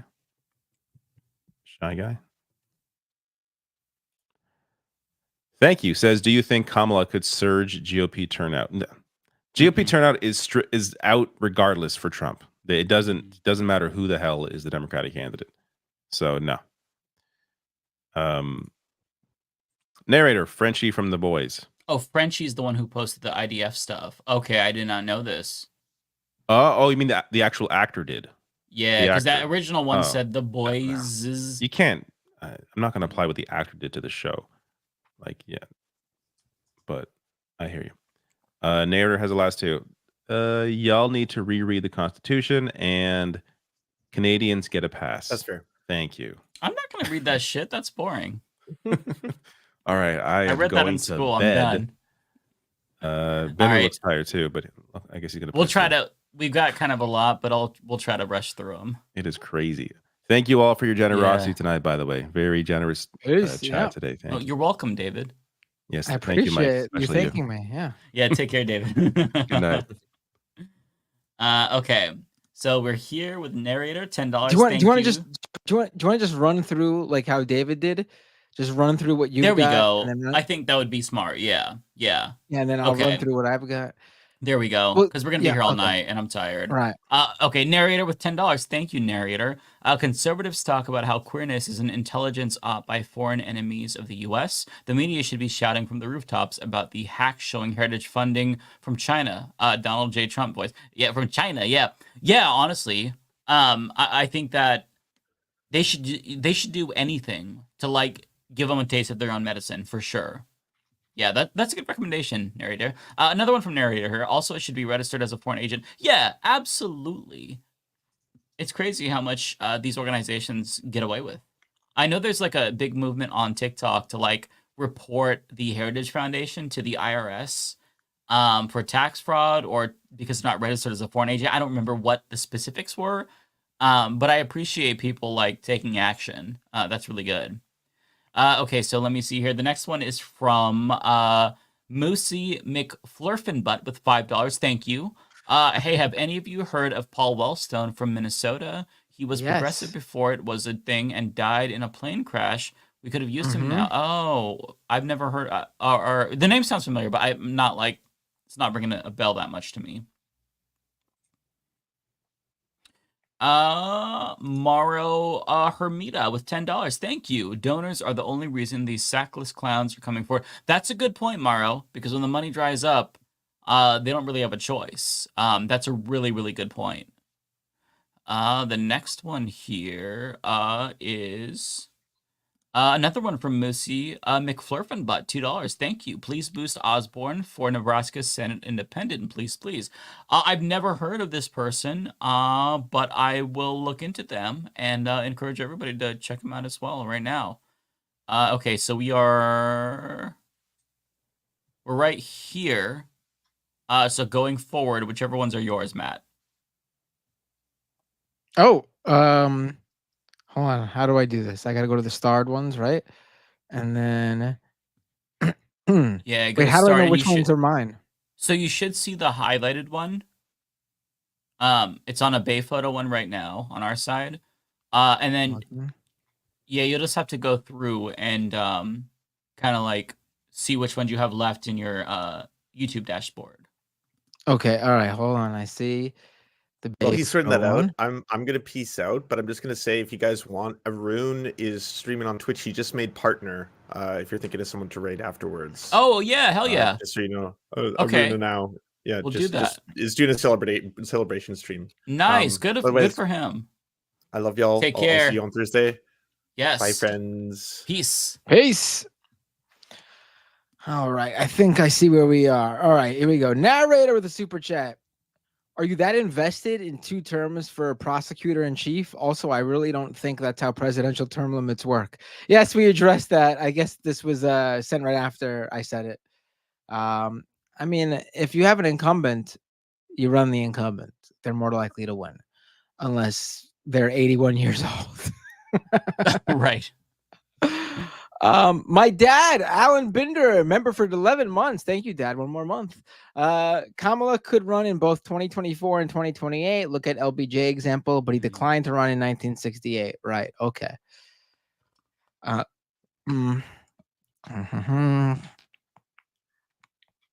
Where is? I don't see. Oh, this one didn't show up. That's weird. It happens sometimes. I don't know why. I was gonna read it. That's really weird. Maybe I missed it, or no? Okay, it's not here, but I see it on my end. Angelin de Bakashaki with a $10 super chat. Oh, I see it on this end. You do? Oh, I don't see it on my end. Oh, weird. You want to just do it then? Because then I'm missing stuff. And Yeah, I'll I'll go through. Go to. Just tell me what All your right. next one is, and I'll find it. Okay. All right.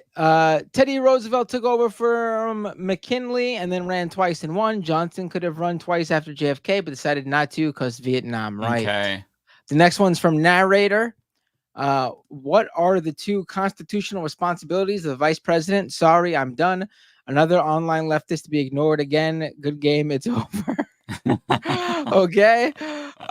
Next one is from Narrator as well. Can't let it go. Kamala wins with, I'm running from a dream job, but I didn't do my one job of invoking the 25th, and I differ from the genocide policy of my president. I was just quiet as 100,000 died until I asked for votes. I mean, yeah, that sounds about right. Yeah, you're not wrong at all. Rolando Capelleja with a super chat. By the way, thank you. That was $20 super chat, Narrator. I appreciate that. Rolando Capelleja with a $5 super chat. A U.S. president can serve a max of 10 years. So a candidate can run at the top of a ticket in 3 election cycles. Example, LBJ was eligible to run in 1972. Oh, okay. We got some history buffs here. Good on you all. That's interesting. Mariah with a super chat. This is my favorite chat of the night. Matt is cuter. Take that, Mike. Oh. John Jeffrey. John Jeffrey with a super chat. Biden versus Trump's biggest ass win. That's a lot of shit. That was John Jeffrey's 3rd super chat. Thank you. Nice. The bestest leftist with a $10 super chat. If Biden doesn't drop out, should we consider voting for RFK Jr.? No. He has pledged to get money out of politics, tackle corruption, and end the wars. He's pro-genocide. He's more. I think he might be more Zionist than Biden. Yeah, he's worse than Biden. If you're gonna vote for somebody that can't win, at least vote for somebody that's like better, like Jill Stein or Cornel West. Like voting for somebody who's a complete genocidal freak who's also very much anti-vax, it's not the best choice. So do not vote for RFK Jr. under any circumstances. If you do, I will never forgive you, bestest leftist. I mean, also, if you're considering not voting for Biden because of his mental acuity, I don't vote for the brainworm guy. Listen. There are 3 candidates in this race whose brains are rotting. Only one of them has a brain that has literally been eaten. Right. Don't do it, bestest leftist. You're better than this. Right. Marla Surratt with a super chat. If it's Harris, wouldn't it be crucial who they put as VP? White male. Who's your pick? I don't know who would be her VP. Literally anyone would probably be fine. Mm-hmm. The point is getting Biden off the top of the ticket and her on the top of the ticket. Yeah, she should pick someone good as a VP. Maybe you're right. Maybe she would have to do the same thing Hillary Clinton did with picking a white guy. Didn't work out for Hillary, but she also picked the most boring white guy. Yeah, there's better white guys out there. Who is anti-abortion in the same way that Biden is. Like, personally, he's against abortion, but, politically he's for it, which isn't very reassuring in this era. So I think that if she picked a white guy who was actually exciting, like Andy Bashir, he's fairly progressive, but he won the governor race in Kentucky twice. Didn't abandon the left, very much vetoed anti-trans legislation when they were trying to use it as a gotcha, still won. I think somebody who's actually good at politics should be chosen. She could pick a talented white dude. There's a huge fucking list of white dudes. There's binders full of white dudes she could choose from. All right, Mitt Romney. She'll pick Mitt Romney. Yeah, there we go. T-Type speaking. I am a member for 12 months. Thank you, T-Types. 1 year. Really appreciate it. That. Creflo $50 with $10. The only Joe I believe in is Joe Hendry, right? Yes, it's a wrestling reference. Also, Matt, September 28th, Red Bulls versus NYCFC. I hope you're there to see the Red Bulls run through NYC. P.S. Portland Timbers uniforms than the Seattle Sounders. I already saw Red Bulls versus NYCFC this year when they played earlier. I think it was last month or the month before at Citi Field, where NYCFC beat the Red Bulls. So I don't think I'm going to make it out to Jersey. There's only one true New York City team in MLS, and it's the New York City Football Club. Your New York Red Bulls are a New Jersey team. T-Types with a $5 super chat, and what I believe might be the last super chat of the night. There's one more that came in from me. Oh, look at that. So T-Type says, Whitmer would be my pick. Establishment enough not to get sabotaged like Bernie, from a swing state, and more to the left than most names being floated. Yeah, Whitmer would probably be pretty good. And it also sets her up to run the following, when Kamala would be done. Like whether it'd be 4 years or 8 years, be putting Whitmer on the national stage to run. And I honestly think Democrats would never go for a 2-woman ticket. I think that it would actually be fine. I think that Whitmer and Harris would actually be a pretty solid ticket.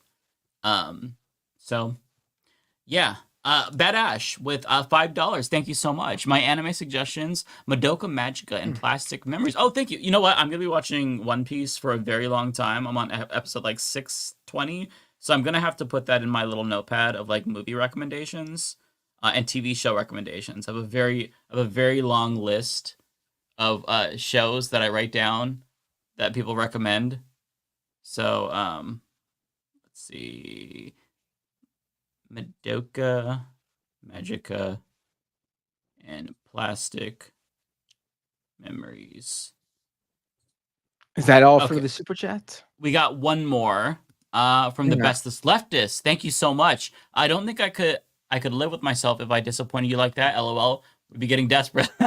Well, thank you. I'm glad that I have such an influence. I just saved you from making a horrible mistake. I, as you can tell, I don't like RFK Jr. So thank you, sir. Good decision. Right. Okay, well, do you want to rate? Over on Twitch, really quick. I just have 2 over on Twitch. Oh, okay. Serious Business resubscribed for 15 months at tier 1. Wait, hold on. You just resubscribed for 15 months up front? And you've been subscribed now for 31 months. Wow. Thank you, Serious Business. That's very generous. That you trusted me enough to sign up for 15 months in advance. Wow. You better not say anything bad those 15 months. Yeah. Valanova cheered 100 bits. You guys are forgetting Kamala will have the new Supreme Court powers. She'll be able to run 3 times if she wants. Oh, right. I mean, she could run forever if she it can be illegal if you're doing an official business or whatever. Who's going to question her? She could drone strike them. Right. Oh, we got one more super chat from Tara. Thank you, Tara. Almost happy birthday. Hey, appreciate you saying that. Thank you so much. Oh, it's your birthday coming up?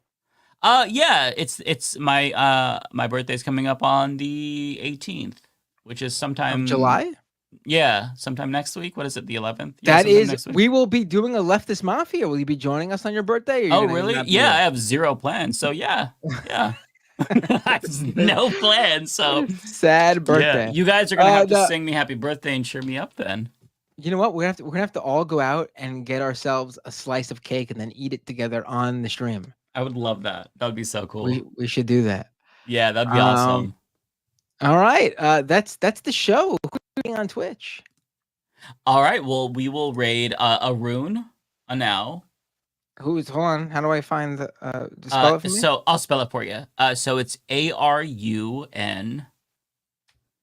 ANNOW, all one word. Arun now. And what was the deal about their channel tonight? They just became partners. They have so many more followers than me. How did they just become followers? I mean, how did they just become a partner? Yeah, I'm not sure, honestly. Weird. Yeah. All right, well, good for them. Let's. Are you hitting that raid button now? I'm hitting it right now. Hitting start raid. Unable to raid Arun now at this time. Did that happen to you too? No. Do you follow them? I do. That's probably why. I have to follow them first.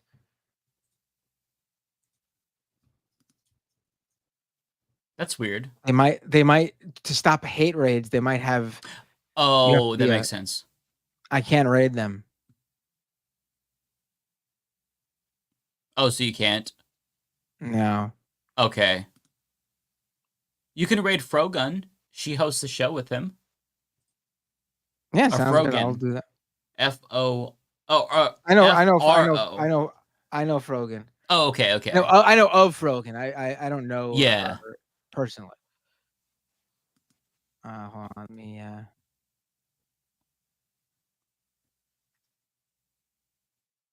All right, I'm rating Frogan.